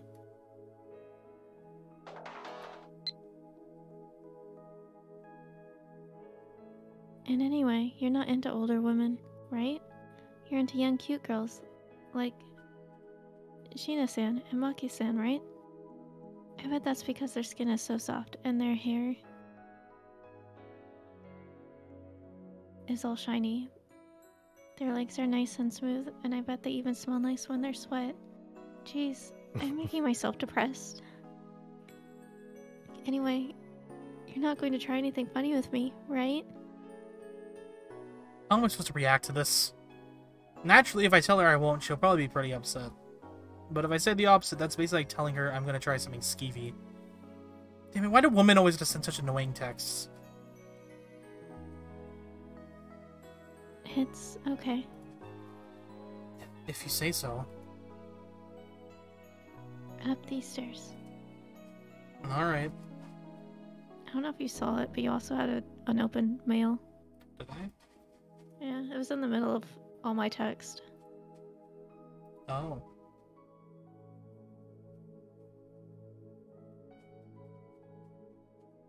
Let me take a break, damn it. So do you have the next volume or not? I guess I don't because I can't reply to it. In the end, I'm unable to reply at all. I climb up the creaking stairs to the second floor. I'm led to a door that looks so thin and frail it would probably open if I just applied a little bit of force to it.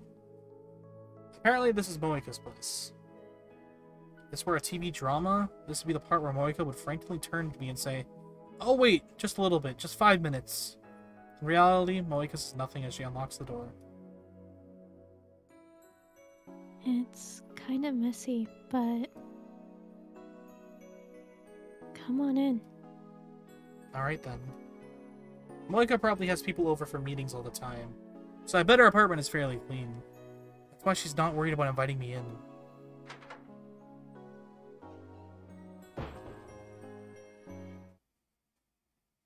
What? Oh my god. The meeting room is about 6 tatami mats large, with the kitchen being about 4.5. But the first thing I noticed upon setting foot inside her apartment is, well, the abundance of plastic shopping bags all over the floor. Crammed inside these bags are cans of alcohol, everything from beer to shochu to wine. Making matters worse, opened and unopened cans are mixed together. She probably hasn't even noticed that, but some of them are unopened before the time she goes to buy more. Plastic bags full of obviously half-eaten sweets and snacks dot the corner of the room. Fortunately, unlike the messy homes you see on TV, I don't spot any empty bento boxes or raw garbage sitting around. Still, this is way more dire than I expected. Plastic shopping bags aren't even the worst of it. There are piles of books and papers that I assume she uses for research. Some of these piles are toppled over, scattering the contents all over the room. Various articles of clothing are piled on those paper avalanches, making for some sort of chaotic piece of art. It almost resembles multicolored shaved ice cream in some weird way. Moika is basically the perfect example of a woman who can't clean.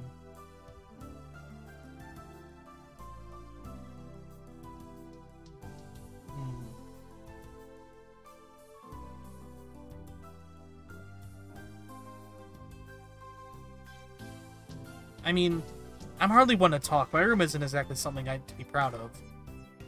But it sure as hell isn't the surreal experience that this is. Sit down, wherever. Alright, thanks. Where am I supposed to sit?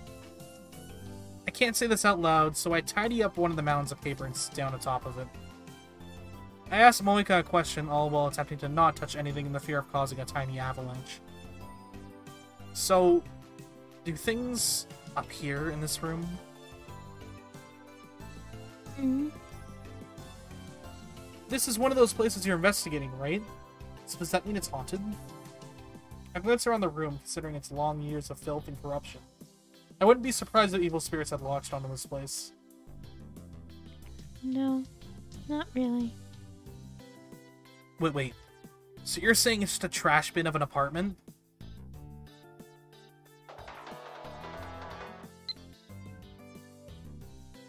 You're the worst. Don't call my place a trash bin.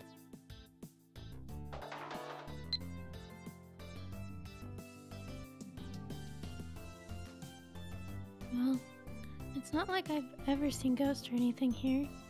But these kinds of old apartment buildings always tend to have some kind of weird supernatural stuff, right? You really aren't taking this seriously, are you? What was the point of everything we went through at Radicon and the shrine?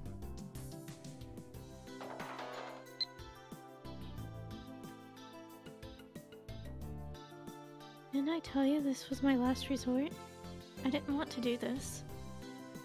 So what's the game plan? This. Moika digs through the stuff on her table. and it activates a sheet of paper out of it. It's an A4 size printout and seems to be something along the lines of personal journal. The apartment I live in has abnormally low rent. The place gave me bad vibes from the outset, but hey, I wasn't going to complain at a price like that. However, things were off from the very first night I spent there. Whenever I try to go to sleep, I can feel someone's eyes on me. But this room is 2 stories up. So my sleepless nights continue. I finally asked my friend to come stay with me. He came at night, saw me scared out of my mind, and laughed at me. He then took photos of different parts of the room. Wouldn't it be funny if something just showed up in them, he joked. But then, he looked over the photos, his face stiffened and grew pale. That's right, he caught something terrible in one of the photos. This is that photo. Okay, I get it now. This is the sort of story you see pop up in ghost shows on TV all the time. This is the part where they show the photo. I'm betting they're all 4, just like what we're trying to do right now. Let's take the picture. Wait, hold on, Shiny Finger. You're going to photograph your room as is? Is that bad? Well, I mean, seriously, look at it. At this rate, her article's not going to be about ghosts. It's going to end up on being a feature on women who can't clean. You're right. Moika quickly realizes what I'm trying to avoid saying directly. I'll clean up. Wait a bit. I can help out. No, just sit there. This won't take long. Moika starts to clean her room. But the more she cleans, the messier it gets. In some weird way, she's actually kind of incredible. As she tries to sort through her books, her attention is drawn to documents poking out from between those pages. She starts trying to file those. But then she notices that there's dust on the shelves where she's filing documents, so she takes out a handy mop and starts wiping them down. Upon realizing that the handy mop she's using is already filthy, she stops attempting to file her documents and instead opens a kitchen cabinet to find a replacement head. Many of the plates in the cabinet look ready to fall, so she hurriedly takes them out in order to reorganize the cabinet. Upon noticing the plates are still somewhat dirty, she has abandoned swapping out the mop, and starts vigorously scrubbing the plates in the sink. Eventually, Moika returns to her senses.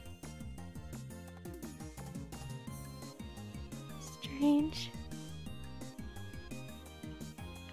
I'm washing dishes. Why? I'll do the cleaning. You just get ready for the photo session. Unable to watch any further, I finally shout out orders at her.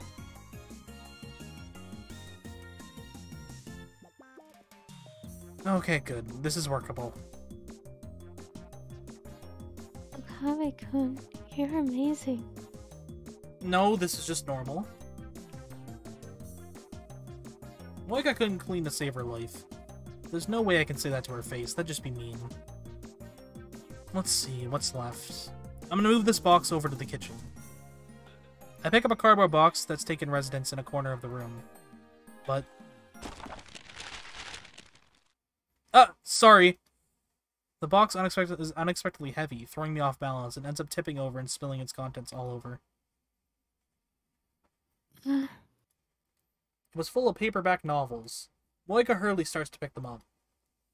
As I help her out, I notice they're all the exact same book. My Rainbow Volume 1. That's what the front cover says. Huh. Wait a minute. Isn't this that popular cell phone novel Mayuri and her others mentioned before?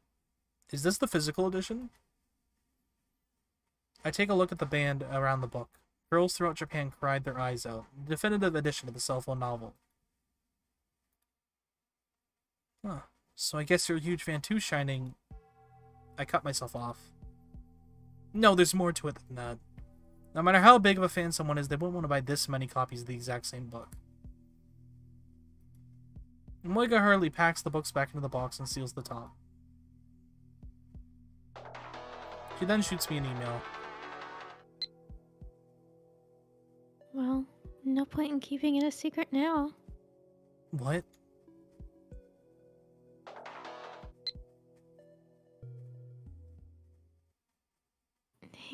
The author of this novel is me. Unable to parse what she's getting at, I sit there in shock.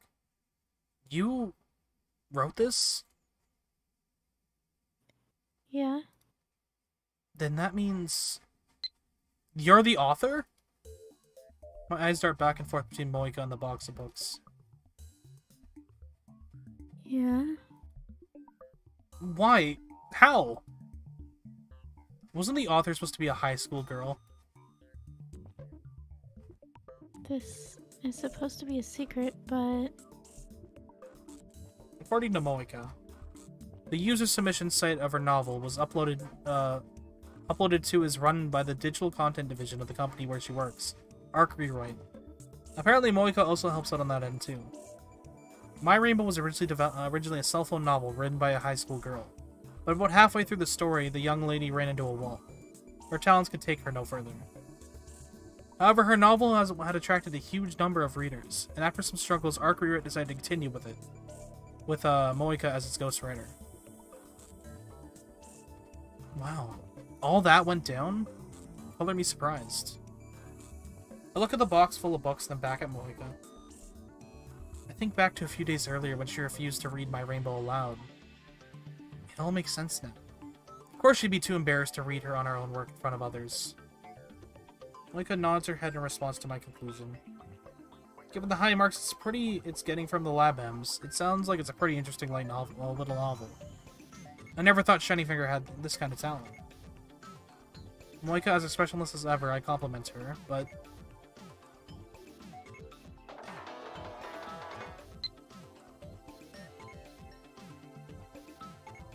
This is really embarrassing, but seriously, please keep this a secret between us. She still manages to send me an email.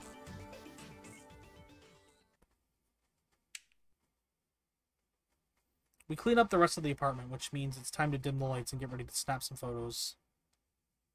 Moika puts her ghost makeup and dons the wig from the earlier. And so... Hey! I instinctively shout out. Moika climbed out of the window. This is the second floor. Not only that, but as far as I can see, there's no terrace or veranda out there. The only thing keeping her from becoming a tragic headline is the bit of rail attached to the window frame. In other words, Moika has to latch her hands and feet onto the protuberance on the wall. She's clinging to them with some bizarre ghost spider. She proceeds to close the window and then stares inside with a resentful look on her face.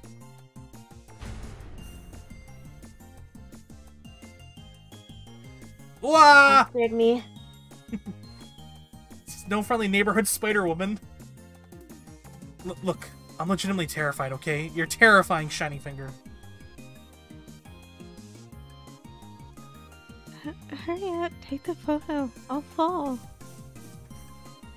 Moika's agonized voice sounds like the groans of a dead wandering their way through purgatory. Sorry! I set up the tripod and attach the camera on top, then activate the timer. Since I'm playing the role of the apartment's resident, I have to make sure I'm on the edge of the frame. The flash shines and the shutter snaps. With backups in mind, let's take several more photos. Alright, the deed is done. Get back in here. Mm-hmm. The terrifying Spider-Woman opens the window and slinks back inside the room. She slumps forward, her arms and legs likely tired, and starts crawling along the floor towards me. The tangled hair covering her face reaches down to the floor. From behind the strings of hair, bloodshot eyes glare at me. What is this, a horror film? I end up taking another photo.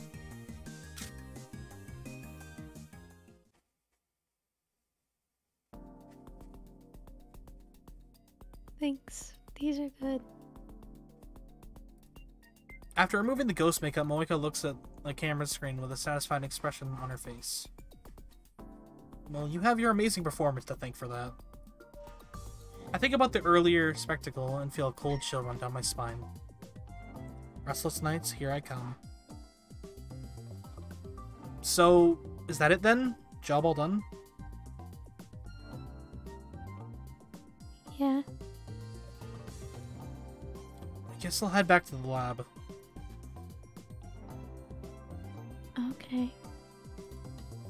I glance up at the clock. Considering how late it is, I really shouldn't be here any longer. I stand up and turn to the entrance. It's then Moika suddenly grabs me by the sleeve of my shirt.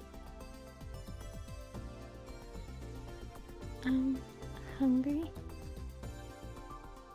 Hungry? Are you hungry? What? What's she thinking?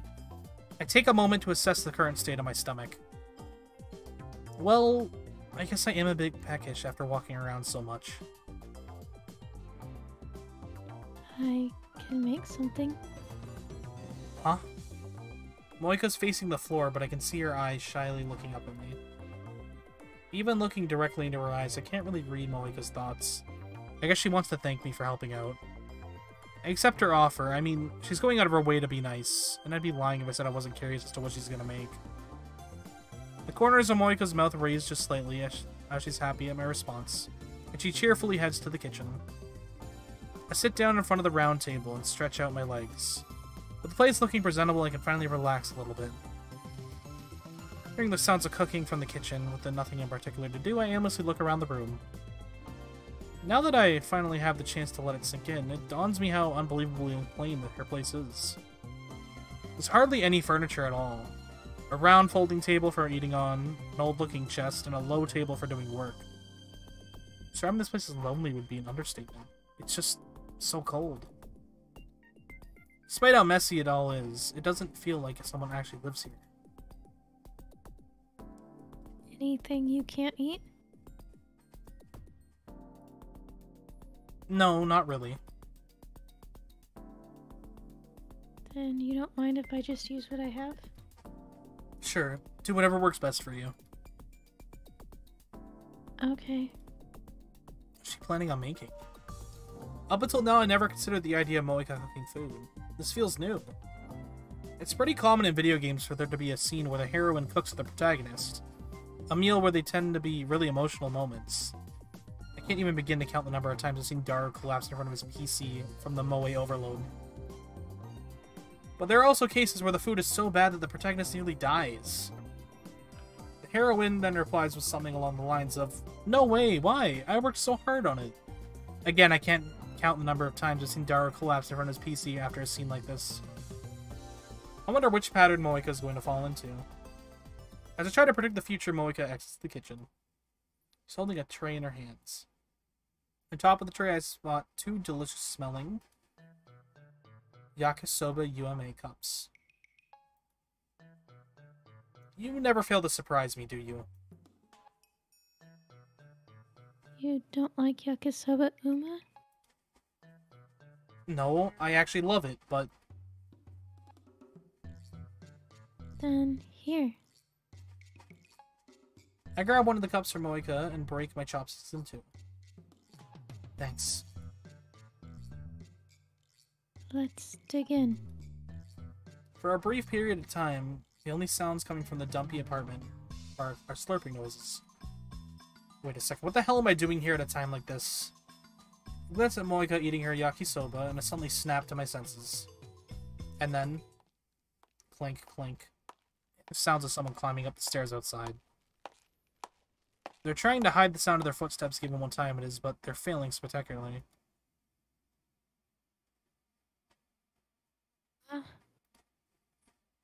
The moment she hears someone approaching, Moika stands up unusually flustered. What's wrong?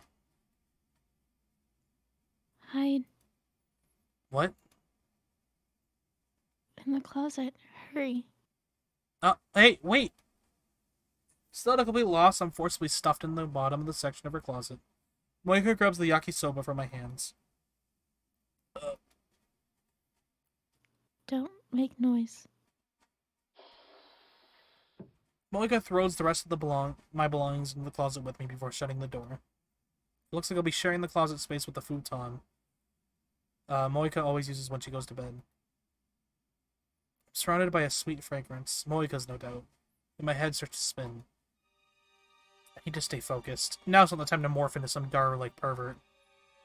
Finally realizing the situation I'm in, I can hear fear setting in. I feel fear setting in. Don't worry, I'll live alone, my ass. I knew it. Kiryu Papa named something to change, or Kiryu Boyfriend named something to change. It's on their way.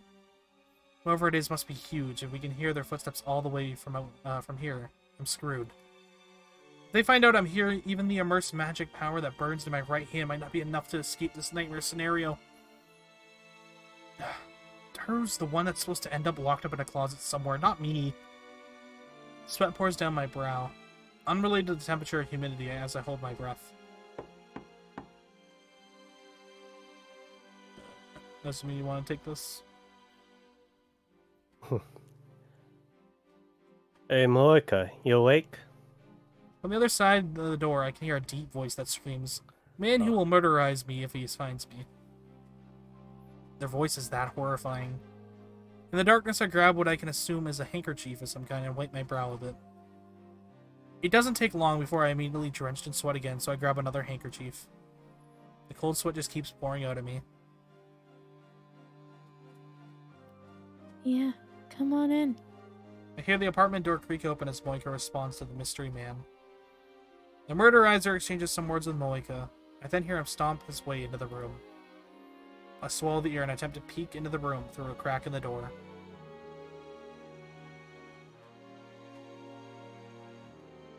I hold one of the pieces of cloth to my mouth in an effort to keep myself from yelling.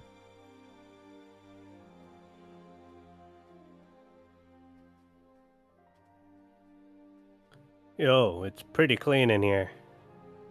Mr. Braun? You have to be kidding me. How did this worst case scenario somehow get even worse?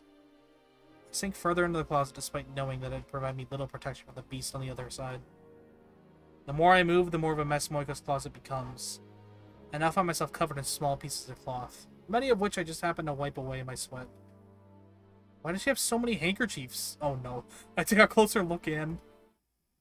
Ah! I immediately put my hand over my mouth to keep myself from screaming. My eyes having finally adjusted to the darkness, I get a good look at what it was I thought were handkerchiefs. It turns out I was very, very wrong. Damn it, Shiny Finger. What are you doing just throwing your bras and panties in here?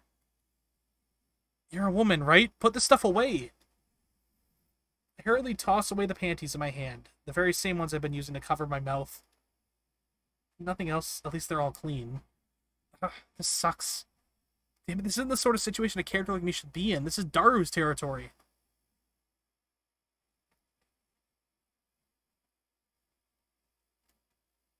Here, Moika, this is for you.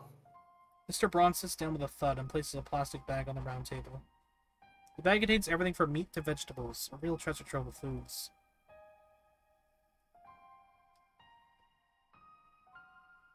Sorry for dropping by so late. Tomorrow would have work too, but for some reason I suddenly felt the need to see you.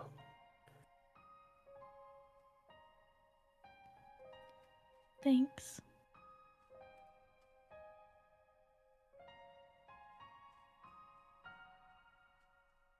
So, you eating properly?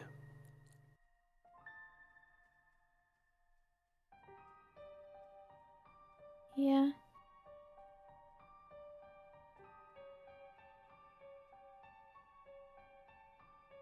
You sure you ain't just eating up cup noodles and microwave junk? Yeah. Liar. We're just eating yakisoba a minute ago. Of course I'm in no position to chime in.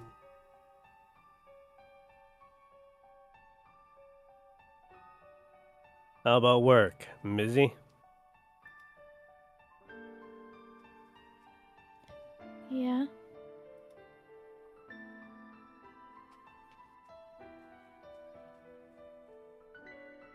I see. Just don't push yourself. Remember, work is something you do to stay alive. If it starts digging into your health, that's putting the cart before the horse.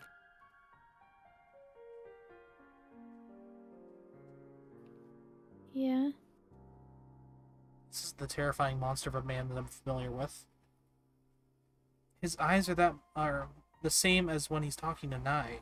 Hell, even his tone is much gentler. Mr. Braun did say he was Moika's legal guardian. I guess he must drop by with food every so often. Mr. Braun's much more of a loving father than his face would suggest.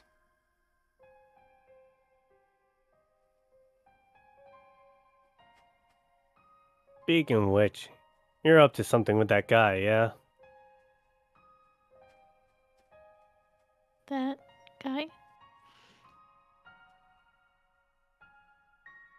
Okabe.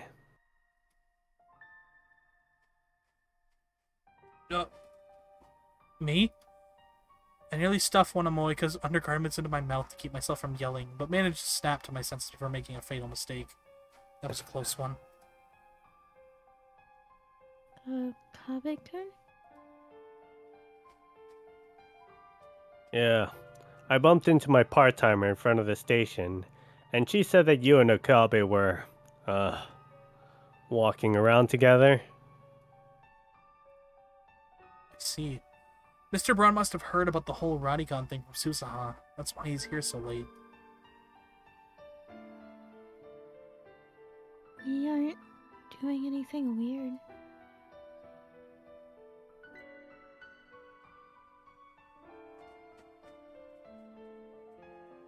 Yeah. I know that much. I trust you.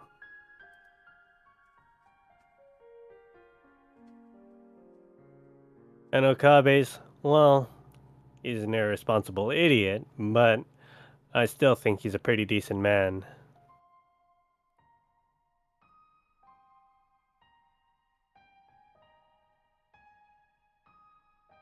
Oh, it's thanks to that idiot and his friends that you've changed so much.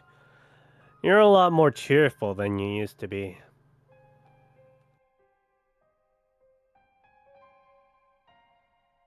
I am? Mm.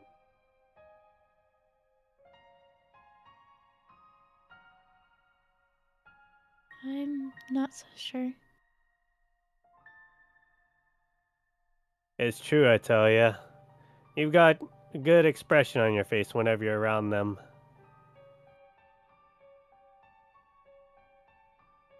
Yeah? Moika looks down at the floor, preventing me from seeing her face.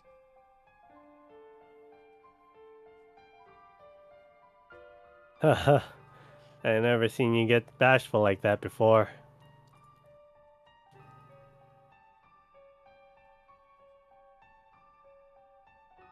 Okabe-kun. Oh, that's... Come in. Okabe-kun, the others, they're all very kind. It's fun being with them. I see. Guess I'll keep them renting out that room. I'll look the other way when they start to cause trouble. Mr. Braun lets out a hearty laugh as he stands up.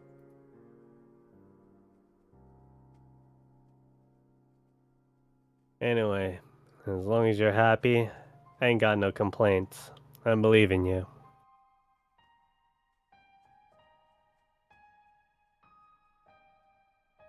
I'll be on my way.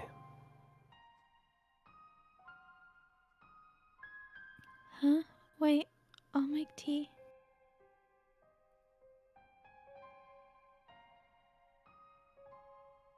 Save it for next time. I left Nai asleep at home, so I want to get back. Okay.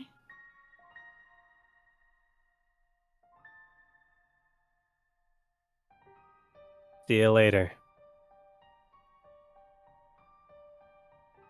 Mr. Braun heads to the door, vanishing from my line of sight. Moika disappears after him.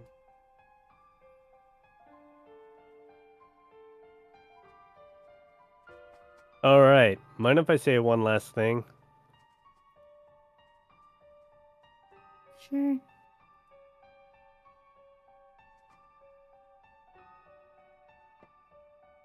Moika, when you fall in love with a man, you need to make sure you tell him how you feel. Got it?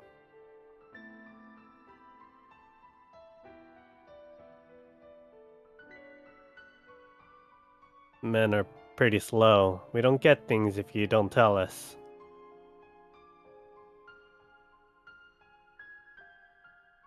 Especially that dummy. He's got no common sense when it comes to romance.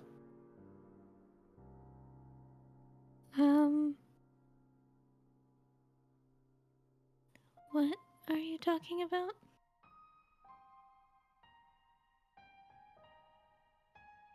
You like that idiot, don't you?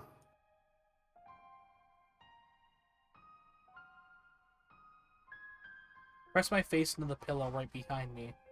Nothing else is here is usable to muffle out my scream. What did Mr. Braun just say? She likes that idiot? Who's that idiot? What idiots do I know? Right, there's Daru. I can't believe Moika has the hots for Daru. No, hold on. Something about that seems off. Moika and Daru are too much of a mismatch. That means... Mayuri? I guess she can be a bit of a dummy in some ways. No, that's not it either. Mayuri's a girl, and I don't think Moika swings that way. My mind is racing in circles.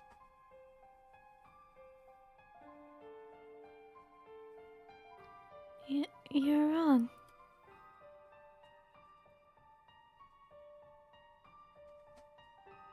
Am I? I gotta say, you always look so happy whenever you talk about him. That's just...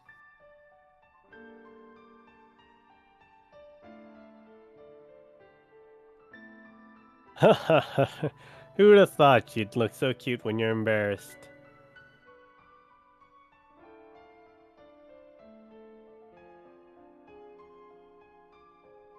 Let's just leave it at that. See you tomorrow. Hello, Bob. How are you?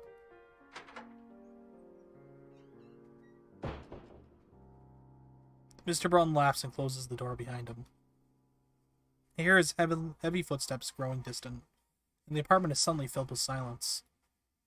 It's almost like the quiet after a storm. I can hear Moika approaching the closet.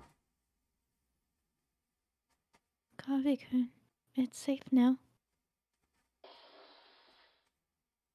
She says nervously as the sliding door opens up. Ah! I take an exaggerated breath of air and tumble out of the closet.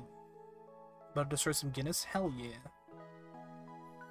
If it's not clear, I'm trying to make it seem like I didn't hear the last part of the conversation. Damn, that came out of nowhere! I didn't expect Mr. Braun to swing by. The fact that he didn't sense my presence was fortunate for all of us. If Mr. Braun and I had clashed, my cursed right hand would have lightly activated. Who knows what sort of damage that would have caused. Ew. I wipe my sweaty face using my sleeve as I try to gesture as exaggerated as possible.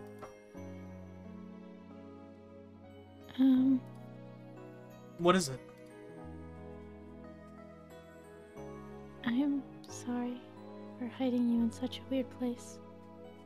Huh? Ugh! My entire body is covered in Moika's undergarments. Her underwear is all over me. Even the sleeve I used to wipe my sweat has a bra stuck to it. It looks huge, too. An F-cup, maybe? I shake my entire body to try and get them off. I wasn't in there sniffing them or anything, just so you know.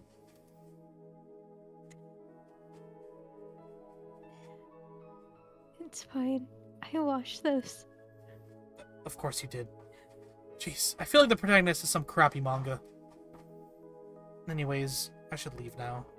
Who knows what had happened if Mr. Braun came back. Yeah. I start feeling embarrassed for many reasons, so I hurriedly gather my belongings and head to the door. There's no sign of my shoes. Moika must have hidden them before Mr. Braun's raid.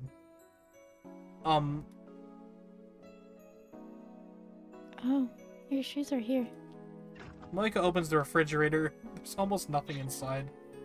Well, except for my shoes, which are now ice cold, by the way.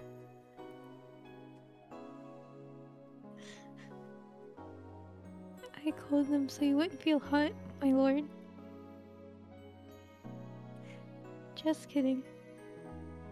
Quiet monkey. Nickname you soon. I see. Pair of sandals that he warmed in his bosom. In the midst of this sweltering night, I put my shoes on and march outside, my feet icy cold. Tomorrow, I guess today, can you come to the practice? Yeah, I can go a little before work. Cool, I'll see you then. Okay. I wave and say goodbye to Moika and then start to make my way to the lab. Huh? An email? It's from Moika.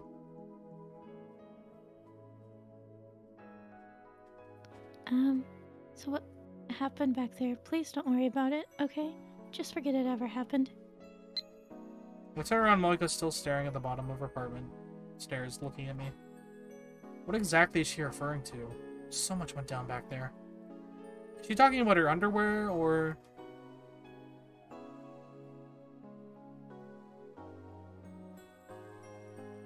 In the end, still confused, I reply to her. Back there? What are you talking about? So much happened, I'm not even sure what you're referring to.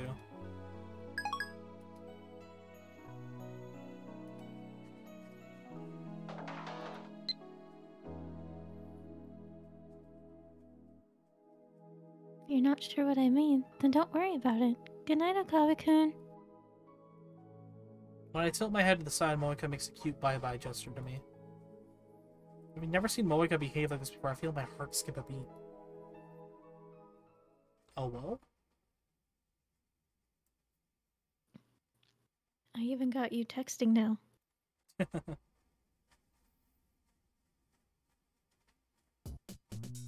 2 weeks have passed since practice for the video contest started. Our dedication to practicing every day has started to pay off. We actually sound like we might be able to submit something. Emphasis on might. Moika, at least when it comes to singing, is beginning to make actual progress. However, singing solo seems like too much for her, so after discussing with everyone, we decided to have Mayuri step up as a secondary vocalist.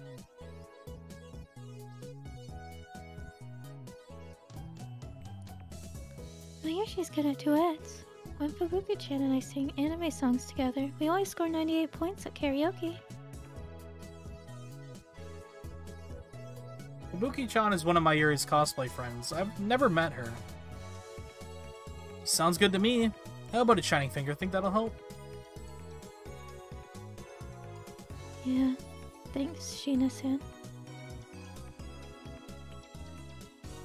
No problem. Mayuri gives her a big smile. Then, still smiling, she trots over to Moika. So, I'd be super happy if you started calling me Mayushi.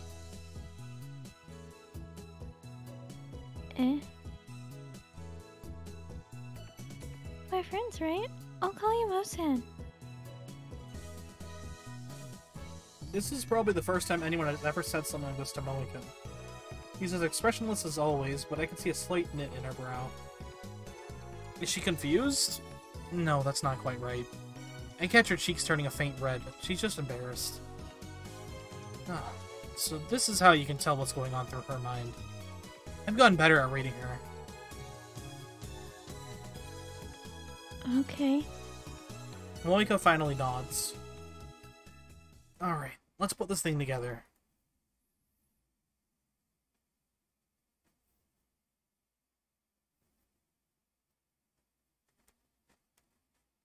Here we go. With everyone in the standby position, Daru hits his drumsticks.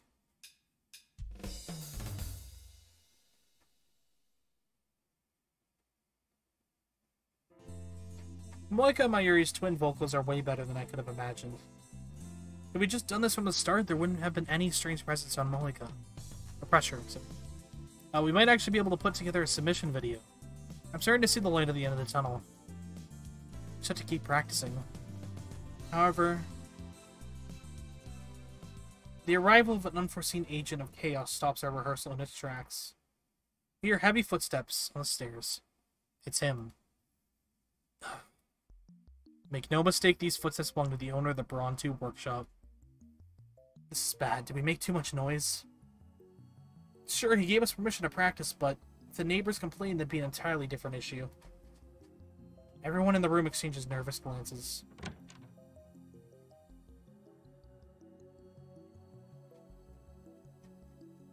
Yo, practicing, eh? Mr. Braun slowly enters the room and looks around with a sharp glint in his eyes. Lukaku lets out a breath that almost sounds like a scream.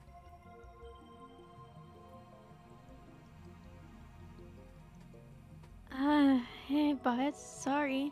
Were we being too loud? Suzuha's used to dealing with Mr. Braun, so she doesn't seem too freaked out over his presence.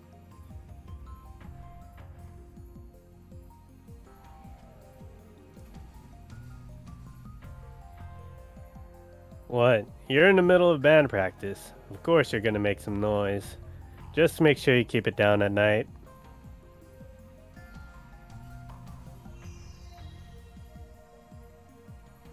More importantly, Okabe, come with me for a minute. What is it? I said come with me. We need to talk. Sure.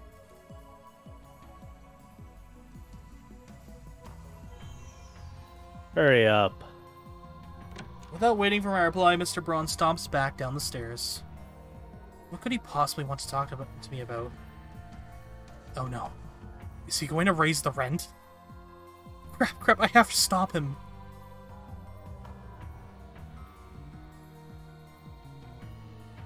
Mayushi believes in you, Ocarine. He'll kick some butt, yeah.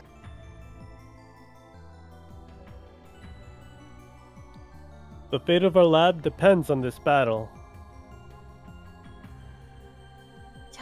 Don't worry. I'll take care of the funeral arrangements. No, please don't die, Kyoma-san. Everyone seems to have the same idea of what's about to go down. Seeing me off like a soldier going to war. I'll go too. I can go with you if you want. Moika and Suzuha are being considerate, but I feel that going with a group to talk about this would only sour Mr. Braun's mood. So I decided to head to the front lines alone. I'm here, Mr. Braun. When I entered the Braun Tube workshop, the man of the hour is in the middle of rummaging through the stuff on his desk.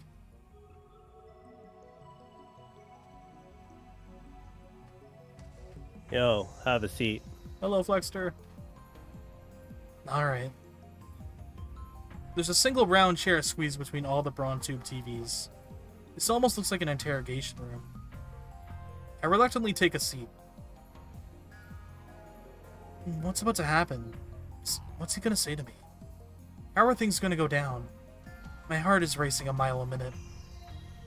However, I do my best to mask my panic as I kick things off. So, what do you need?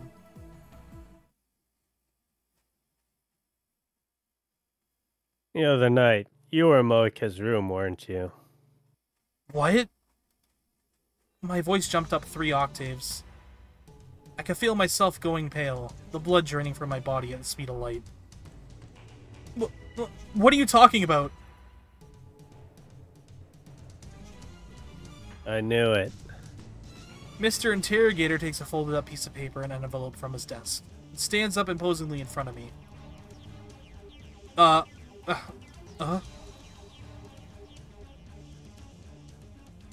I could smell a man in that room. Not to mention there were 2 cups of yakisoba and 2 pairs of chopsticks in the trash can.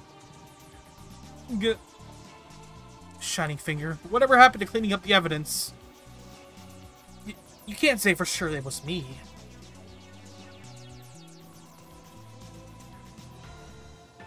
That's why I'm grilling you right now. Ain't that right, boy? Mr. Executioner places his enormous hand on my shoulder with a thud and narrows one of his eyes. This is bad. He might really end up killing me. As I tremble in fear, Mr. Executioner's eyes sharpen as he gruffly asks, So, how far did you go? Say he's got the strongest sniffer in the world. I hate that.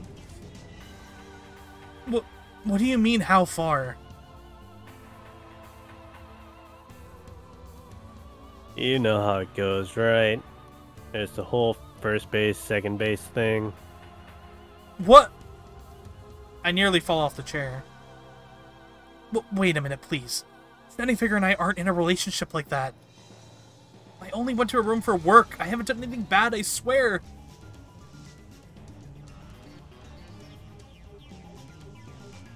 Is that so? It is. It is.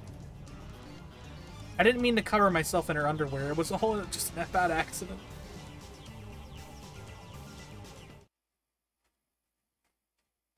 Huh. Mr. Bronstein lets out a heavy sigh.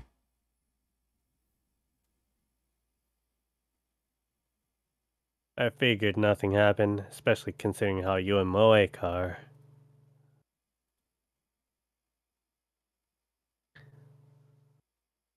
Jeez, you're hopeless. He holds the envelope out to me.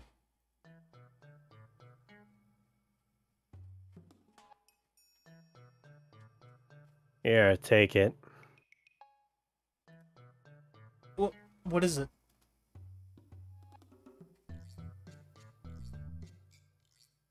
I got it from the neighborhood association yesterday. I cautiously open it. Inside, it's a pair of movie tickets. I thought it was gonna be condoms or something. I was ready for that.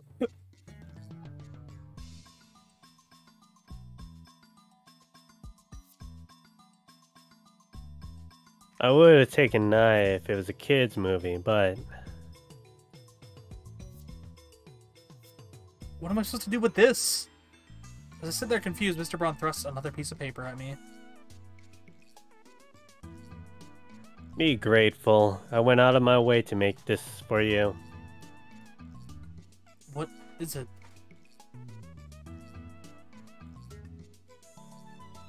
Open it. Alright. Everything about this screams suspicious. I was expecting the man beast to scream, "How dare you deflower Moika," before ripping me to shreds or something.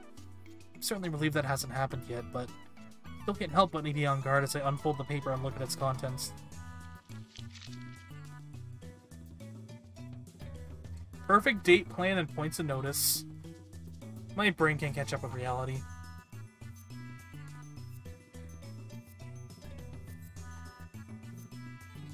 Man, this really brings me back. Enjoy your youth, boy. Mr. Brown gazes off in the distance. Meanwhile, all I can do is sit there with my jaw hanging low.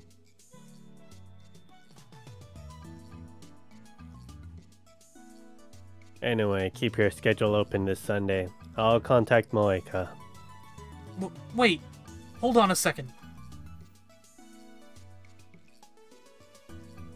What now? And stop yelling so much. I'm yelling because you're talking like a crazy man. Excuse me? I mean, think about it. Why do Shining Figure and I have to go on a... You're saying you don't want to? Mr. Ron roars like a bear assaulting its prey. His muscular body looks like it's grown several times larger, causing me to jump in my chair.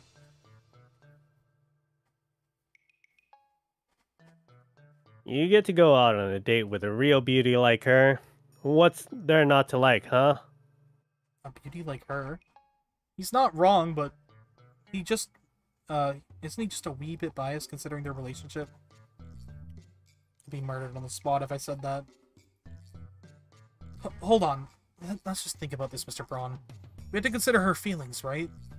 Let's just say I'm all in on this. There's no telling how Shining Figure is going to react to... I wouldn't worry about that.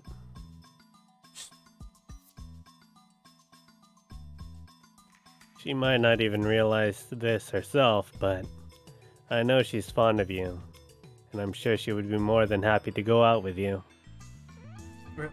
Really? I'm reminded of what Mr. Braun said back at Moika's place. Moika likes me. Could that really be the case? Hey, Okabe. Moika's Well, she's that kind of person. And I know you're the same. If you keep running in place, nothing's ever gonna happen. So do me a solid and go wild with her. Even if it's just this one time. I'm begging you. Mr. Braun suddenly bows his head down to me. I actually fall out of my chair from shock this time.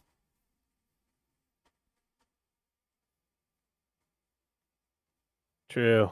Moeka's not the most sociable. And she sure don't act cute. Honestly. She's kind of a weirdo. But she's a good girl. Even you understand that, right? Right? No, of course I do. I get it, so please raise your head, Mr. Braun. I stagger back up into my chair. Seeing Mr. Braun like this really throws me off. I think I prefer it when he's yelling at me.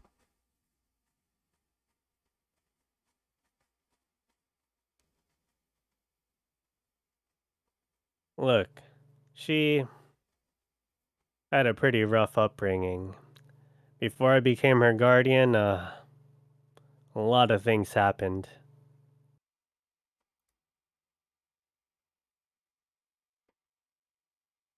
That's why she is like this now. She has issues talking to other people, and she's bad at expressing her feelings. That's the kind of person it made her. Mr. Braun looks up at the ceiling and lets out a long sigh. He's probably thinking of Moeka up in the lab. I remember what she said to me before.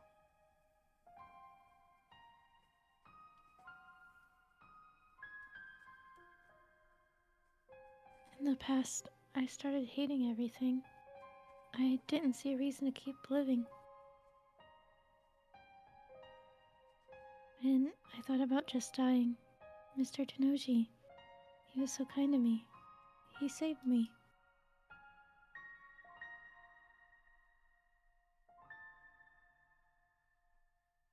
When I first met her, she was a lot worse than she is now.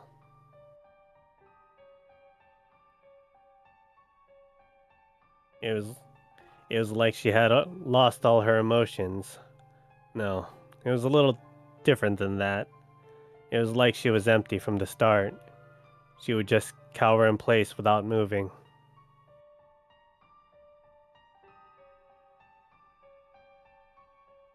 She somehow finally managed to start living a relatively normal life, but even after she began going to work, she never really opened her heart to anybody.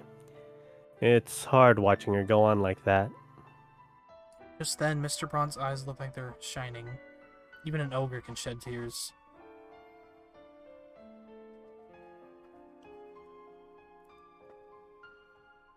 So, regardless of the reason, that's the fact that she invited a man into her room, well, it's nothing short of a miracle. I'm not wrong, am I?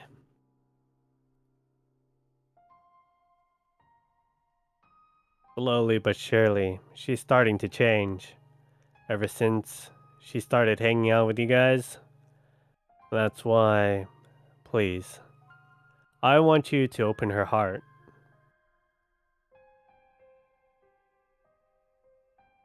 As her foster dad, I beg of you. Mr. Braun once again bows his head to me. Mr. Braun. I stand up and slip the movie tickets in the kind of unnecessary memo into my pocket. I don't know if I'm capable of doing something as grand as opening someone's heart, but I won't abandon her. She's my friend.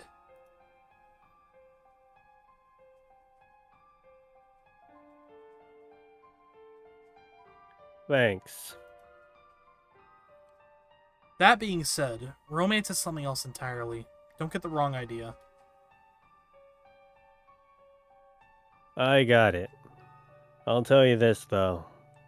If I were 10 years younger, I definitely wouldn't let go of a great woman like her. I'm telling you, you're just biased because you're her dad. Obviously, I don't say that out loud.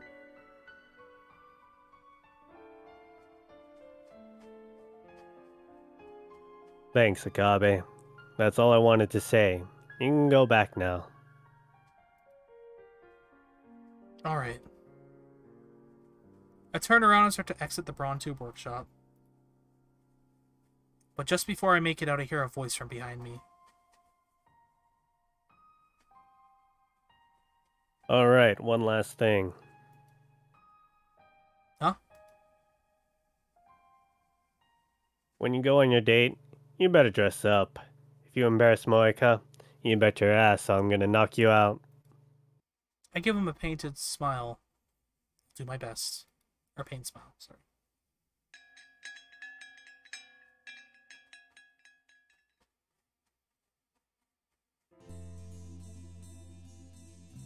On Sundays, cinema complexes are packed with families and couples.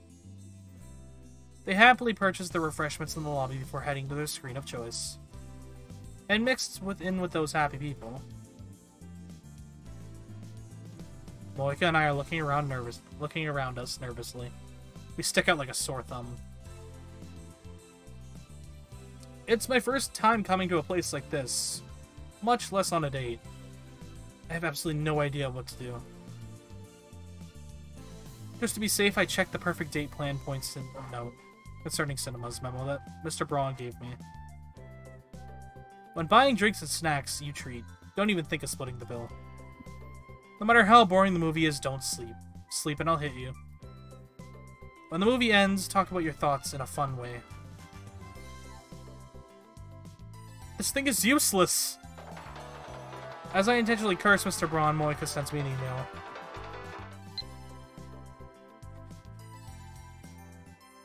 I'm sorry. Tenoji-san can be pretty hard-headed once he settles on something. No. I didn't come here unwillingly, seriously. Don't worry about it. Eh? In a rare moment for Moeka wears her feelings on her face. Whether or not out of surprise or confusion, her eyes blink rapidly behind her glasses. Her deep amber-colored eyes stare right at me. I immediately start walking to hide my own embarrassment. Come on, the movie's gonna start. Let's get inside.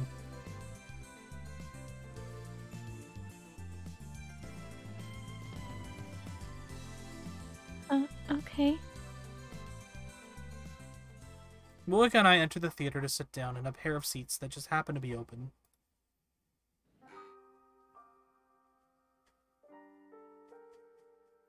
The film's a romance. That said, the story doesn't just blindly focus on the romantic elements. There are plenty of funny and sad moments, making it the perfect date flick. The lead is an actress in a popular women's magazine, and actually, she looks kind of like Moeka. When said actress embraces the man she loves while in bed with him, the two begin to whisper sweet nothings to one another. It's starting to get a little awkward. Feeling the need to cool off, I reach for my drink. Moeka just happens to do so at the same time, and our hands to gently touch.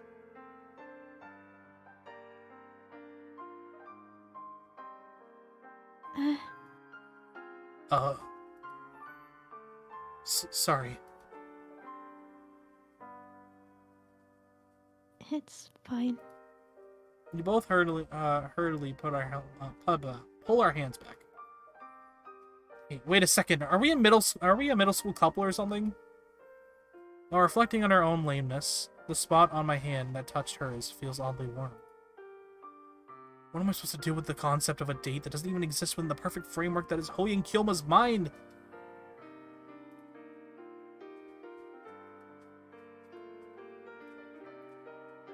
The tension-filled 2 hours fly by.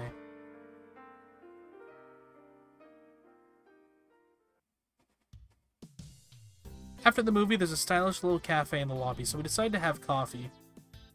Damn, Moeka, this movie is really bussin'. Thanks, Bob. Oh, I thought that was actually the text. No. Like, what the fuck? I can't say I've seen too many romance flicks, but that was actually pretty good. Yeah, it'll be a good point of reference for my novel. Oh, you mean the cell phone novel? Yeah? Now that you mention it, that's a romance story, isn't it? Yep.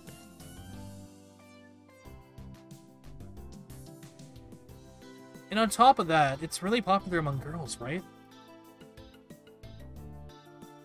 I guess. How do you write the date scenes?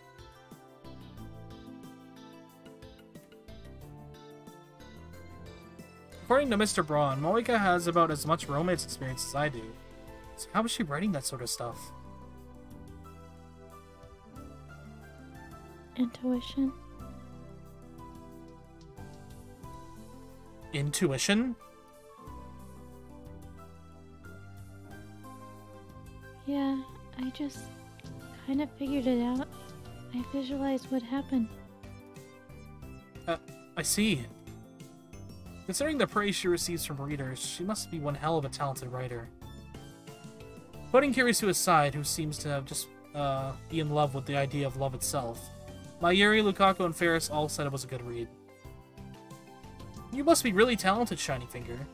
I hear that novel of yours has been selling like hotcakes. But not so much lately.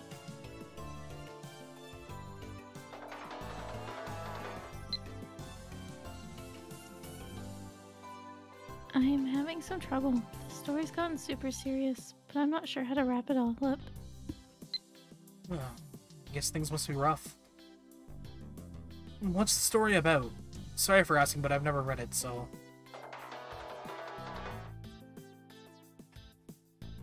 The protagonist is kind of traumatized. She thinks that nobody needs her.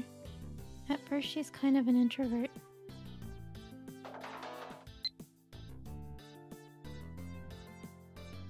Then she meets a guy at work and falls in love. For the first time in her life, she feels like somebody needs her.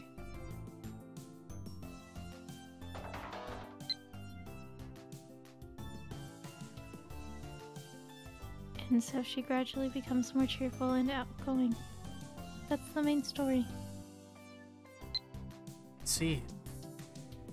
It's pretty unorthodox overall, but it sounds like a nice little tale.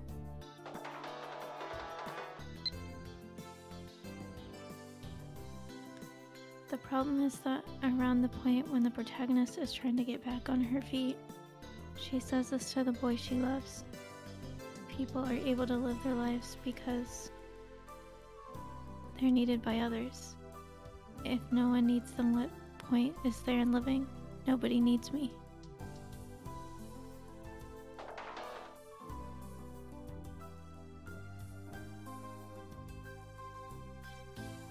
The boy desperately wants to tell her that's not true, but I just can't think of the right line for him. What can he say that'd help her stand on her own 2 feet? As I read Moika's text, I find myself nodding. Yeah, this is a toughie. The more you try to polish the text with cool lines or rhetorical flourishes, the larger the chance the reader can't follow the story. Let's see. I think at times like this, it's better to get straight to the... I raise my eyes with the cell phone to speak directly to Moika. And... Moika's gaze is pointed directly behind me. What's up? Eh? Moika frankly turns her eyes back to me. Don't worry about it. Out of curiosity, I turn around and I see a family happily walking through the lobby. There's a young girl, maybe an elementary school student, smiling as she holds her hands with her mother and father. It seems as though Moika was watching them. Then suddenly I could hear Mr. Braun's words in the back of my head.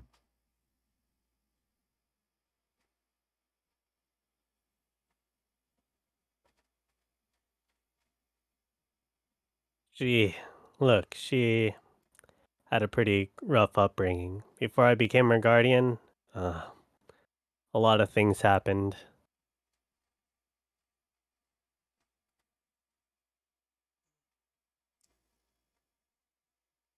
What is it? Oh, nothing. I grab my coffee off the table and gulp it down. I definitely just burned my tongue.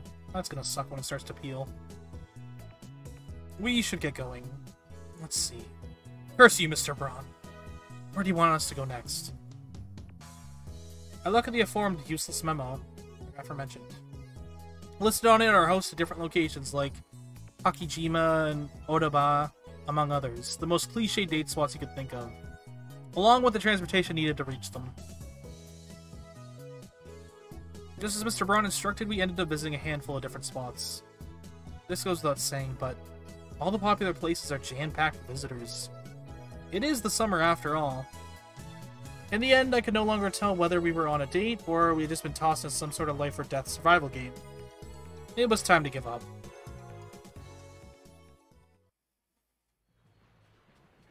After barely escaping a date spot with our lives, we decided to swing by an arcade in Akiba, play some games, and grab some dinner at a restaurant near the station.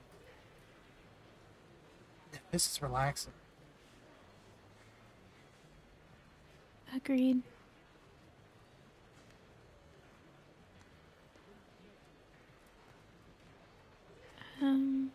Today was... Huh? Moika tries to say something. But the second I look up at her, she goes quiet and reaches for her cell phone.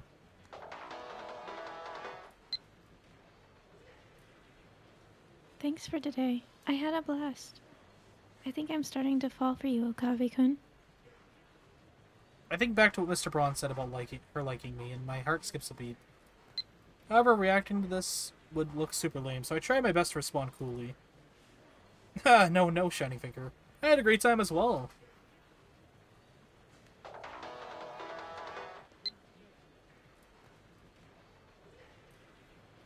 Could you stop calling me Shining Finger? It's super uncute. Then, what should I call you?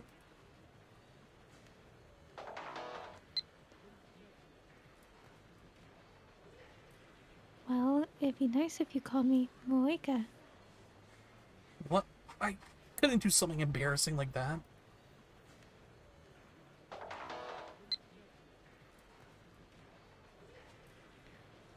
But you call Shina-san Mayuri, right?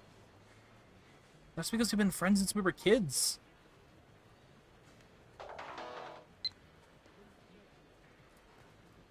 Ha. You're all upset now. Damn her. I can't tell if she's serious or not when she's trying to mess with my head. I try to get a read on her intentions by looking at her face, but she quickly turns away.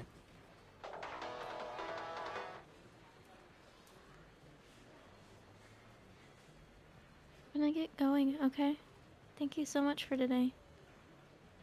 P.S. We're gonna be recording our performance soon, right?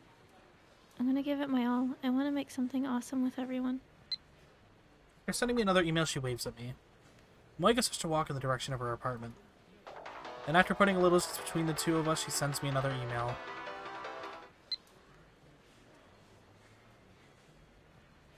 Oh, and I'll tell Tenoji-san that the date was super boring and that you're totally not into me at all. I think he'll understand it anyway. Bye-bye. I quietly watch as Moika disappears in the distance. I finally make up my mind to type up a response. Well, I wouldn't mind accompanying you to the movies every now and then, Shining Finger.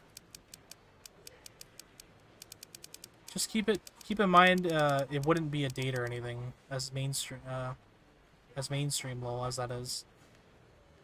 It'd be research for your novel. Don't get the wrong idea. Send.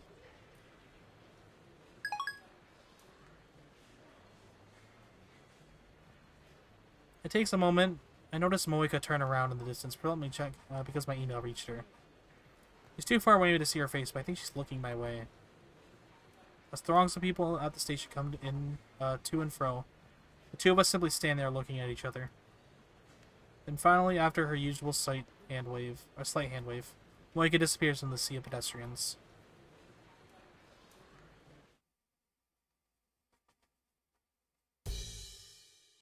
I think that's a good place to call it tonight.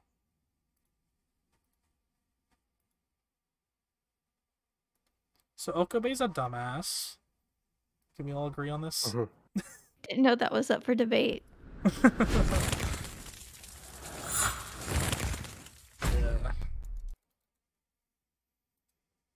Yes, he is not the brightest person in the world, as you know. Okay. I'm going to send you off to somebody. See who's live right now.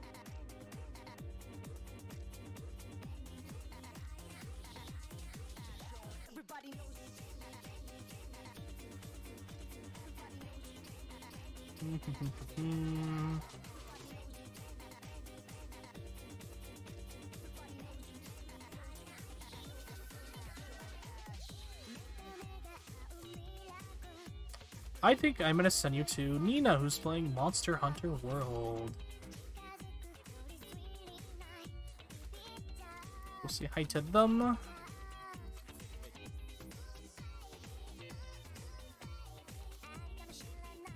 Thank you all for joining me tonight.